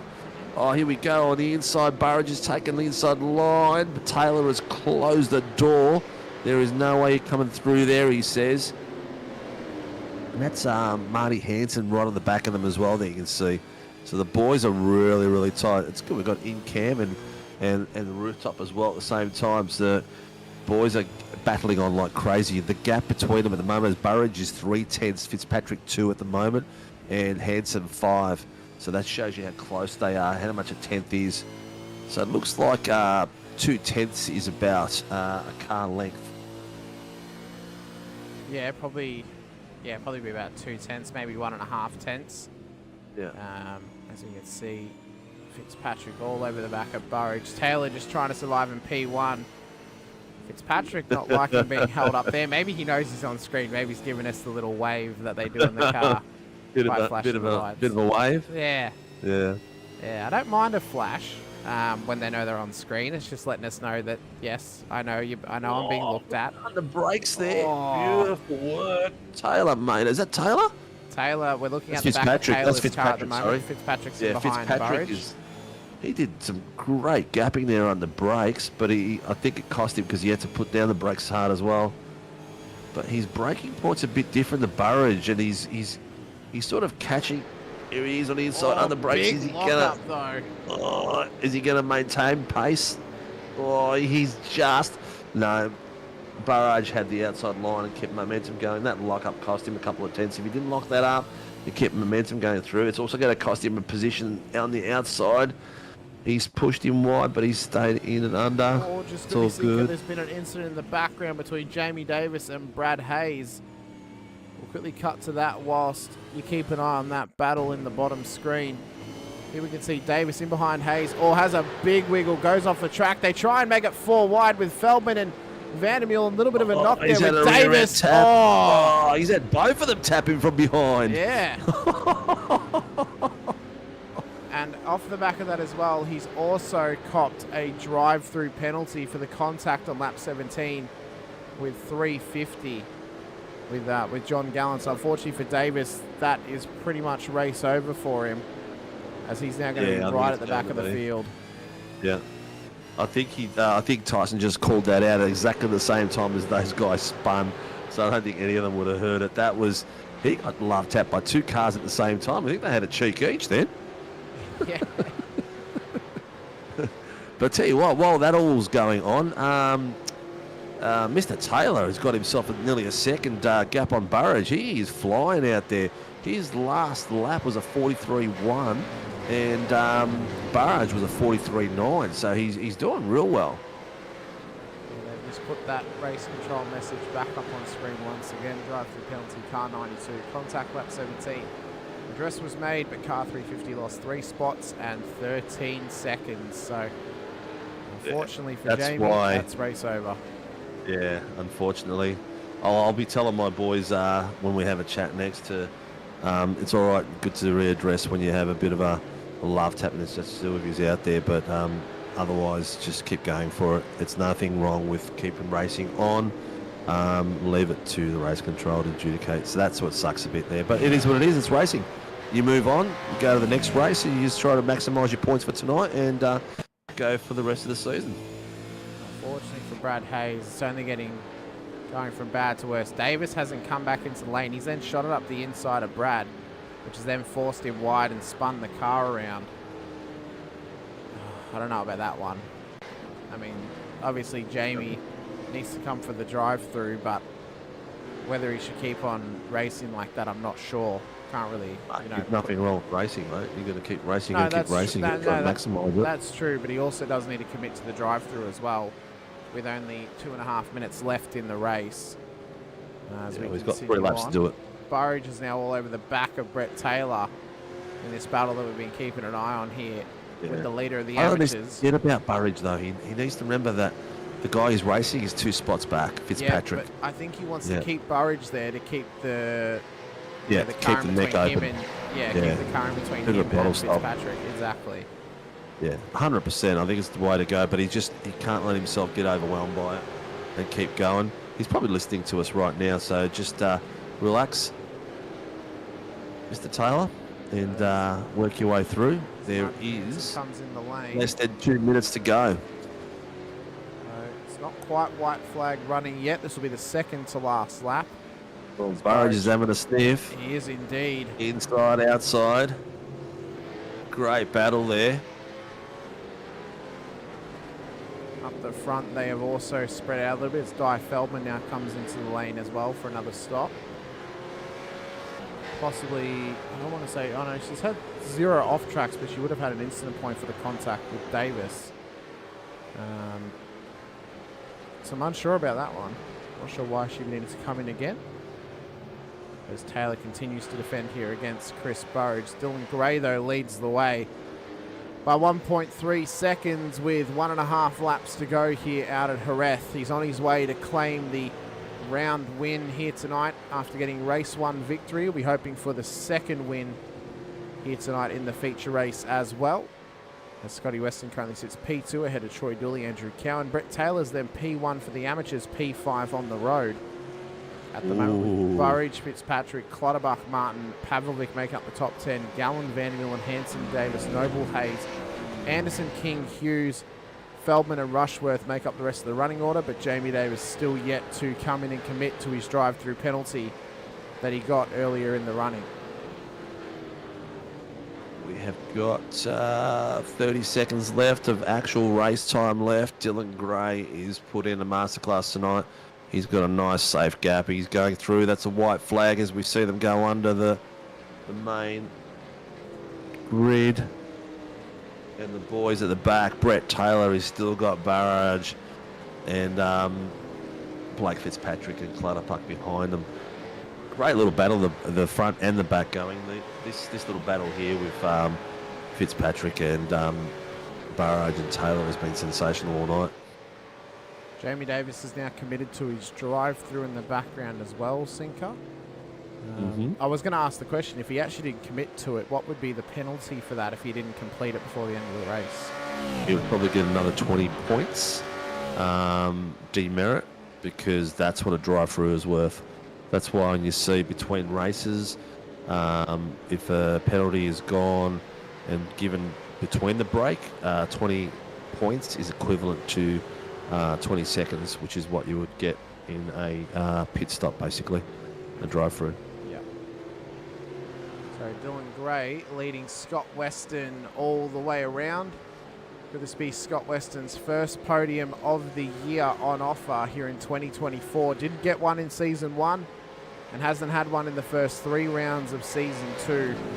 Possibly a one-off performance or a true showing of his real pace. Dylan Gray's, though, going to come around the final couple of corners in the lead of this race here tonight.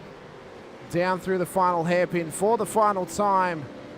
And after an absolute masterclass, Dylan Gray's going to come home P1 on the road. He's not only going to win the second race, but he's also won the round at Jerez with Weston in second, Dooley in P3 on the road. Taylor's going to come round, though, in the background, and he is going to claim the amateur win and his first amateur win of the season.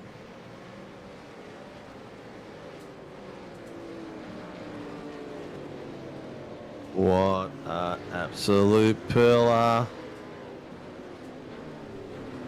I forgot Tell you about what. Well, that's such a great word, isn't it, Sinker? It is. I'll tell you what, Mr. Fitzpatrick, Mr. Taylor's going to be jumping out of his skin, mate. He's going to be fist pumping, high-fiving himself and everything. Yeah, he's going to be super, super proud of his efforts here tonight as Dylan Gray's winner circle. Top of that, he gets to come and speak to us, which is He going to does. make his day even more. He finally gets to come and speak to us after complaining about the fact that his podiums haven't been good enough for a chat. Well, it's finally inspired him enough to get a win in the amateurs, and that's what we've been wanting. You know, we want Brett's chats to feel special, and we do that by getting him in P1 in the amateurs. Yeah. Yes, it is. We'll go through the grid shortly once we get through. But yes, Laura, Brad finished 17th. He had a decent drive tonight. Josh King finished in front of him too. So we've got both of them in 16th and 7th. Mitch Noble in 14th out of the Team SRW. Oh, what's happened there? Brett Taylor spun it on the way back to the pits. He's probably gone for a bit of a burnout. I don't know what he's done, but there's 2 cars standing still there. I can't see who the other car is.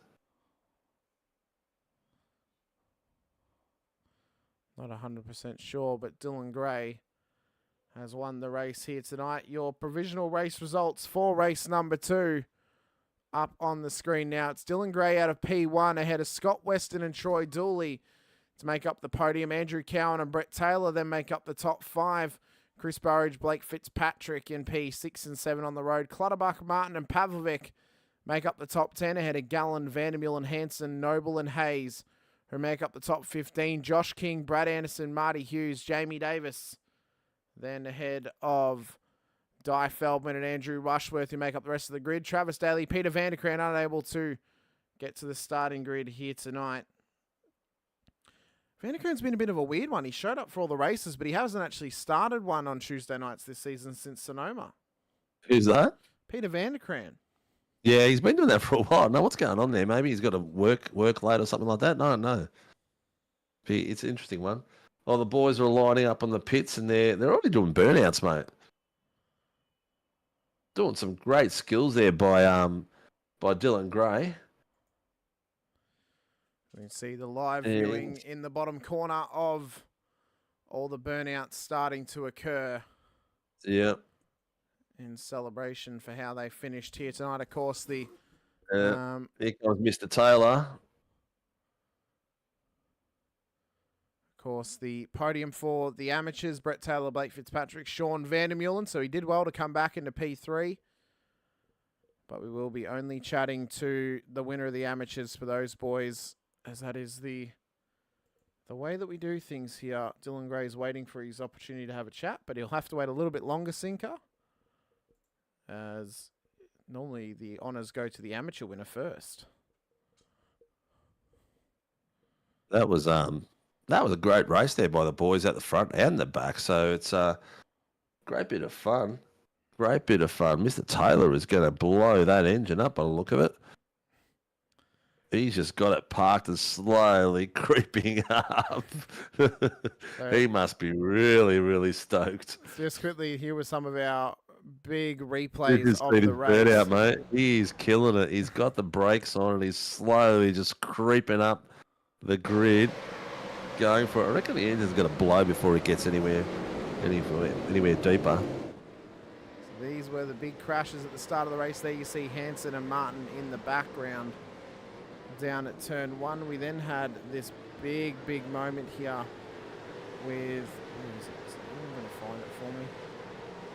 You got to put Sean my Vandermeulen. cab on screen. The boys are kissing and doing a burnout at the moment. That was the big moment between Vandermeulen and Burridge. Yes.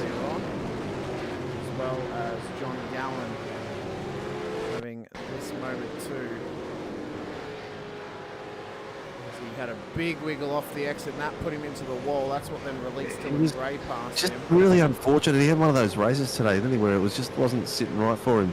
Yeah, it was a tough one. Peter Pavovic then was involved in this one down at the final corner. Trying to make his way through. Those engines Rushworth are was blind, on the mate. You can get rid of them. Oh, okay. Well, after all of that. Right, there was Pavovic's incident down at the pit entry as well. Jamie Davis had a minor. He was. Very lucky. Davis had a minor off track as well on his way through, pushing hard to try and build up the gap back to Dylan Gray. And this was the big one that caused the safety car. Andrew Rushworth with Chris Burridge on the back of him. Oh, you see there, Burridge actually got a knock from the other car, John Gallen.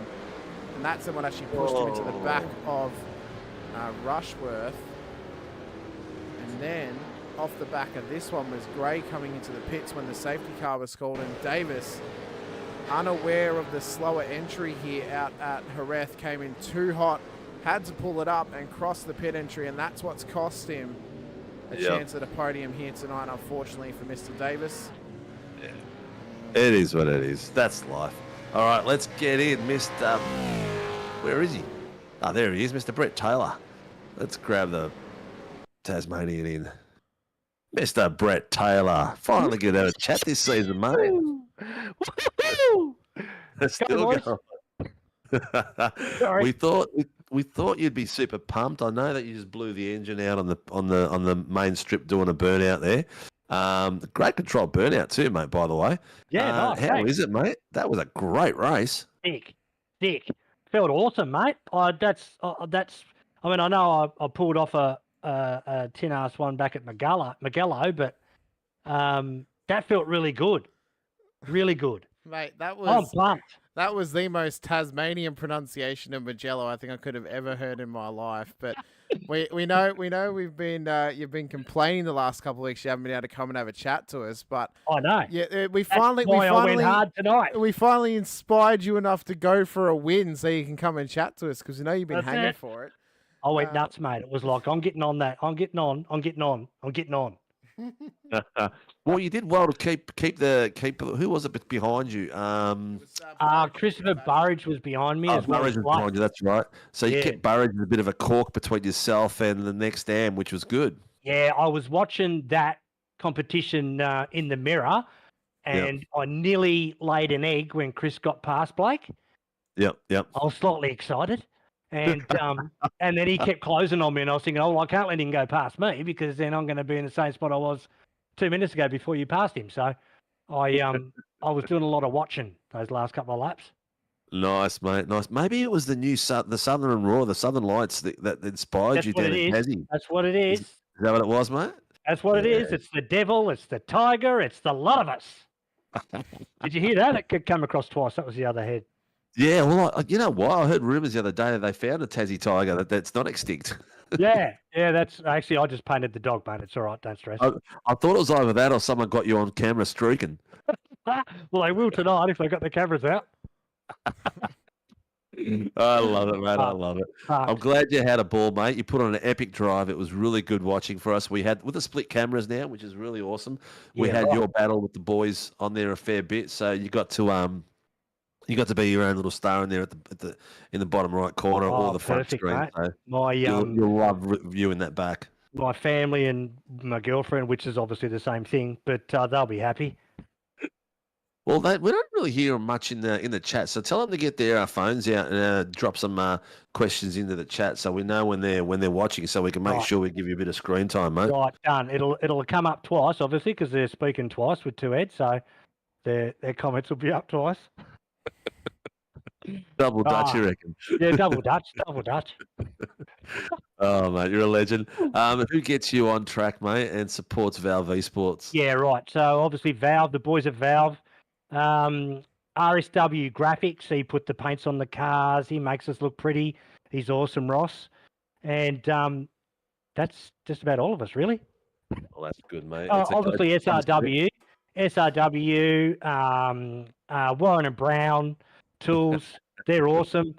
I had my piece of paper in here, and it got knocked off. It's all good, mate. It's all good. Shannon's, Shannon's, DSL that's them, yeah, Railway, Shannon's. Grim Industry, the home of the V8 coffee table. That's exactly right. Yeah. Yep. And Yeah, Motorsport them Australia. blokes. I'll have it up. Hopefully, I'll get to talk to you again, and I'll have it stuck to the rig. I'm sure you will, mate, because we're expecting big things on you going forward. We're not at the halfway mark just yet, but we're getting close to it. Good luck for the rest of the season, mate. It's a pleasure to see you doing well. Excellent. Thanks, boys. Cheers, buddy. All right, Hamish, who do we have next? Mr. Dooley in P3 for Troy Dooley. Performance Sim Racing. Mr. Dooley, another Sinker. PSR podium again. The boss man's going to be happy in the last few weeks, I think. Yeah, I'll be waiting at the mailbox tomorrow, see if there's a check waiting for me or not. But see what happens. He'll send you a bill, man. He's not going to send you a check. Yeah, probably for all the damaged cars I make for him. At least you weren't in race controls books tonight. You did a nice clean race. How was it for you? Did it go to plan, or is it how was it like from your end? Yeah, pretty well. Obviously qualified pretty well. So, but yeah, my start's not the best, and usually get swamped at the start, which happened again. But it went pretty well to plan.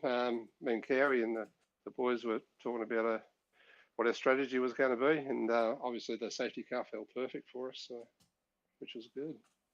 Nice. Cowie had where did he finish? He finished in 5th, I think. P4. P4, four in the second. Brett was in P5. Yeah. That's right. But consistent driving. Cowie's starting to get down the pointy end of the series again. Bit better form than last season. You guys still practicing together, or what's going on? Yeah, man. Spend as much time as I can. I'm always on the rig at the moment, but yeah, we got a fair bit of practice last night. We're up to about 12:30 or something last night. Ooh. Shooting the breeze. No, it's good. Yeah, you guys have a bit of fun and a bit of a chin wag and drive at the same time, which is good. It makes it go quicker and it makes it a bit more enjoyable. Yeah, well, Cowie talks, I don't. I've got to concentrate. He's just, he's got that gift of talking and driving at the same time. So, but it's a good race. Dylan was pretty quick again. He had a great race, and Scotty Weston, I couldn't catch him in the second race at all. He had a turn of form, hasn't he? He's been fighting in the middle of the pack down there with Brett Taylor, and tonight he was at the front end of the pointy end, so it was good to see some form swap for him. Yeah, it was great. It was good racing, good clean racing again in the AM Pro Am race. Yeah, enjoy every minute of it. I think excellent, mate. Do you have your list? Yeah, sorry, what was that? No, that's all right. The sponsors, just like to thank them. Toyota Sim, Cowie Rock Music, Track Race, Too Easy Finance, West End Motor Group, and Parramatta Isuzu Trucks. Excellent, mate. Well, good luck for the rest of the season. Good to see you on the podium again. And looks like your form is getting better as the season goes on, so I won't be too surprised to see you here next week. Yeah, no dramas. All right, bud. Cheers. Thanks. Take care, buddy. Thanks for the night. Cheers. Who we got next, Mr. Vandermillen? Mr. Weston, because Vandermeulen didn't win AMS. He doesn't get into the broadcast booth. We know Oh, the that's rules. right, Mr. Weston. Mr. Weston, where is he? Scotty Weston, how are you, buddy? I'm very good, mate. How are you? Good, mate. That's a bit of turn of form. I don't mind the track, eh? Yeah, you did well, mate. You did really well. You're showing pace straight off the bat, even in practice and qualifying tonight. Is it one of your favourites? To be honest, it was a really horrible track for me. I think because we raced here a season or two ago, I think, and I had no pace, but throughout the race, I actually learnt the track. And again, throughout this week in practice, I couldn't get it. But as soon as we come into the session, it just twigs. I don't know. But I had a great setup from the boys, so yeah, that really helped. The tyres managed very well. Nice. Well, important thing was as well, you stayed out of trouble. Yeah, those boys were doing big under the brakes in the last corner. I can tell you that much. My mirrors filled right up every time. Was your heart pumping? Was it? Oh yeah, I'm going. These guys are late, but they can't get down the inside. So okay, it's a very hard track to pass. Yeah. Sounds good. So let's say you went from a track that you weren't real flash about to a track you like now. Yeah. Again, I don't know why. I don't know why I'm okay at this track. Last time I raced here, I did pretty well on the second race here as well. But I don't know. It's just something that flows. I think it flows with the way I drive. Yeah. And I noticed I take a lot of these corners different to the other boys. I don't know if it come in the stream, but I was watching them come in at totally different angles to me. I think I'm going to kill my tyres if I keep doing this. But it worked out all right. Yeah, good. So tyres felt good at the end? Yeah, my tyres, well, they were good until I did burnouts, yeah. Yeah. I did see that. I think you ended up kissing Brett Taylor at the end. Yeah, we'll do a bit of a nudge there and we're just trying to kill it. But no, the tyres were great. Like they felt like at least 75% still. Yeah, they didn't really drop off. I think the worst thing was the fact that the track was getting hot. Yep. But yeah, other than that, it was really excellent, mate. Well, it's good to see you at the pointy end, mate. And we've been watching your race in the mid-pack for the last few weeks. So pointy end battle's good as well. It is nice. Yeah, you've been putting on a good show no matter where you are. So good work, mate. Thank you. Who gets you on track and supports your team? Okay, we're the GMK Logistics, the main sponsor. We've got A Training, all things hearing and race car simulations. Big shout out to the boys. They get on. Craig stepped out for the next couple of races and he's doing our crew chiefing. And he was talking to us the whole way through this race, made us feel comfortable. Oh, that's good to hear. That's good to hear, mate. Well, congratulations, and hopefully we'll see a bit more at the pointy end of the track as well. All right, thank you very much. All right, take care of yourself, buddy. Cheers. Thanks, mate. See ya. All right, I think we've got one left. Yeah, Mr. Gray. Mr. Gray. Not only our race winner, but also our round winner. Round winner. Mr. Gray, how you going, mate? Were you just slowing down at the end just to make it look better on TV? No. I forgot my setup was for the GP layout.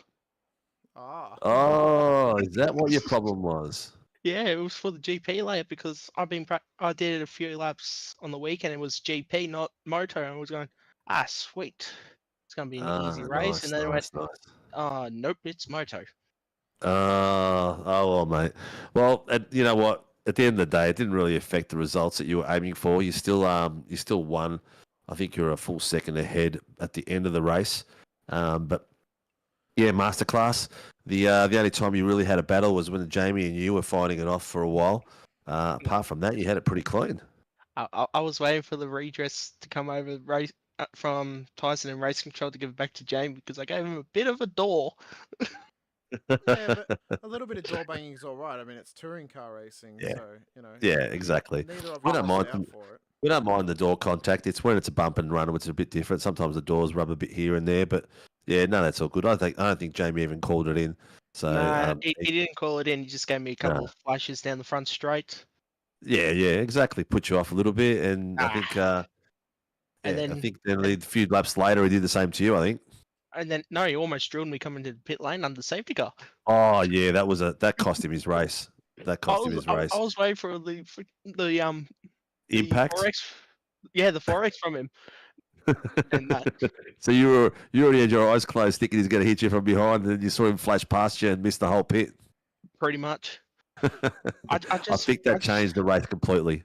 I just couldn't believe the start I got though from 10th pretty much to turn 2, I was in P4, P3. Yeah. Someone bogged it massively. I think it was one of the Pelican boys bogged it down a little bit, and everyone sort of got around him. It sort of created a bit of a gap across that side of the track. I can't remember, but I'm pretty sure it was one of those boys. Hamish, do you remember? That was an hour, 40 minutes ago, mate. My brain doesn't function that far. I'm like a goldfish. 40 minutes is my cap for the capacity. Was it that caused the safety car? Is that what you're saying? No. The beginning of the start. I think it was one of the PCR, one of the Pacific boys bogged it down. So Vandermeulen bogs down off the start. So did, I believe, Pavlovic as well, and that just caused a bit of chaos up towards turn 1. Yeah, and that sort of opened up the gap for you, and you just went ping all the way to the front of the grid. I literally just went, I'm going to just stay around the outside. If I get turned, I get turned. Well, look, that's what I think with these big wide tracks like this, when there's a lot of I call it the Alonso move. That's what Alonso does.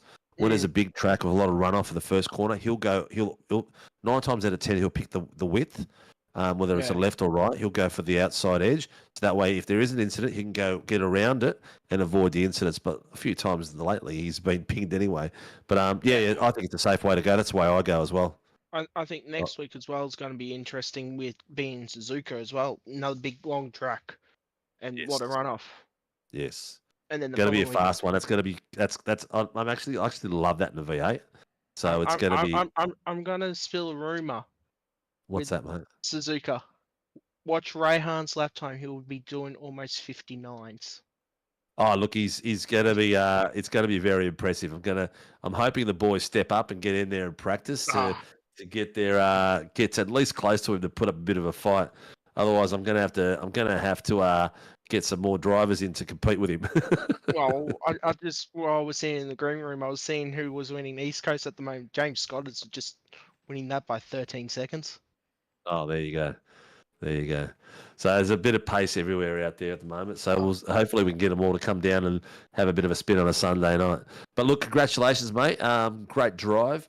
I'm not sure how long you'll last as a pro-am with the pace you're showing at the moment. But you know what? You're having fun, and that's the most important thing, mate. And it's good to see you back out on track and enjoying racing. Yeah, the worst thing is if I get put to pro, I won't be able to race because of doing other stuff with on work Sunday night. Yeah, work. Yeah. And then also with recovering from real life racing, like I got a real life race in 6 weeks' time. Wow, where are you going? Phillip Island. Phillip Island. That's right. You mentioned that the other day when we were talking. Well, excellent, mate. Well, we'll see how it goes.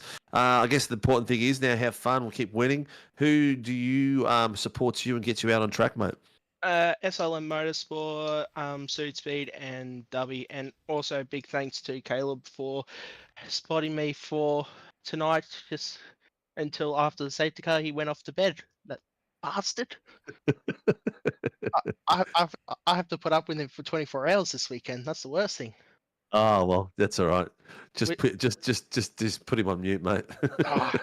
we're doing the Nürburgring 24-hour in the Toyota 86. Oh, nice. I'm doing 10 minute and 6 seconds laps. He's doing 10-minute laps, so I'm 6 seconds slower than him. Yeah, he's pretty good in that car. He's got a bit of pace on him. Oh, that should be pretty cool, mate. It should be pretty good fun. Well, keep it up. Keep the practice going, mate, and enjoy it while it all goes well. And we'll speak to you next week. Hopefully on Tuesday. Yes. Hopefully. All right, dude. Take care of yourself, buddy. Thank you again. Yeah. Ladies and gentlemen, that was our Tuesday night winner, Mr. Dylan Gray. Mate, that was a killer race, Hamish. Yeah, mate, it was go to woe from beginning to end, and had some great little battles in there. Safety car thrown in for good measure as well. And Jerez once again proving to be a nice little track for some good supercars action for us. Yeah, I think it's the last few times we've raced here. It's been pretty epic to watch some of the battles. I'm actually looking forward to Sunday night now. Yeah, it should be good with those pros out there as well. Should offer us. Yeah, I think the pros are going to be some really tight fighting and some nice. There's going to be a lot of 2x2 action going through the S's around here. I can just see the boys sitting on the inside of each other and a bit of over-undering. It's going to be epic battles. I'm really looking forward to it. Yeah, should be all on offer for us come Sunday night. But until then, we have got 3 other racing series on offer here for SRW this week. Of course, we have the Shannon's Insurance Formula 3 Nationals tomorrow night out at Imola, which is also a Formula 1 Shadow Series race. So the 7th round of that series, as well as the 4th round of the regular series on offer tomorrow night. Should be some great viewing once again. Obviously, 2 big street courses to end out our work week this week. Thursday night being Chicago for 8.6s, going to be absolutely chaotic. And then possibly even more chaotic, Friday night we go to Long Beach for the IMSA Shadow Series. So that's going to be an absolute barn burner. That's going to be a race to not want to miss. It's going to be safety cars galore. I can already tell. It's going to be a great race. That's going to be a great race. It's going to be phenomenal. Those little GT3s getting past near the fountain, that area there is just going to be that's going to be painful. It's all going to be about patience from the prototypes. They're just going to have to wait until they get to the more open sections of track. They can't do it at the fountain. They can't do it at the last corner. Yeah. It's going to be all about patience. There's going to be no room for impatience around that track. And then obviously back here at Jerez for Sunday night for the Supercars. So much on offer this week, ladies and gentlemen. Could possibly be the best round of the season. With the amount of racing we have on offer for you this week. So you don't want to miss it. Be sure to like, subscribe, and hit the bell icon so you are notified when we go racing this week for all 4 of the rest of our racing series here on SRW TV. Big thank you to all of our series sponsors, including Warren & Brown Tools and Shannon's Insurance, our title sponsors, as well as Motorsport Australia, Shunt Scenery, DSL Rail Services, Grim Industries, and NeuroPower. For myself, Hamish Munro and Steve Sinkovic alongside, we thank you very much for your time, for your patience throughout some of the proceedings in this race, but it was a good one nonetheless. And until next time, we'll see you tomorrow night, where it'll be myself and Cowie in the booth for the Shannon's Insurance Formula 3 Nationals. But until then, stay safe, drive hard, and as always, bye for now.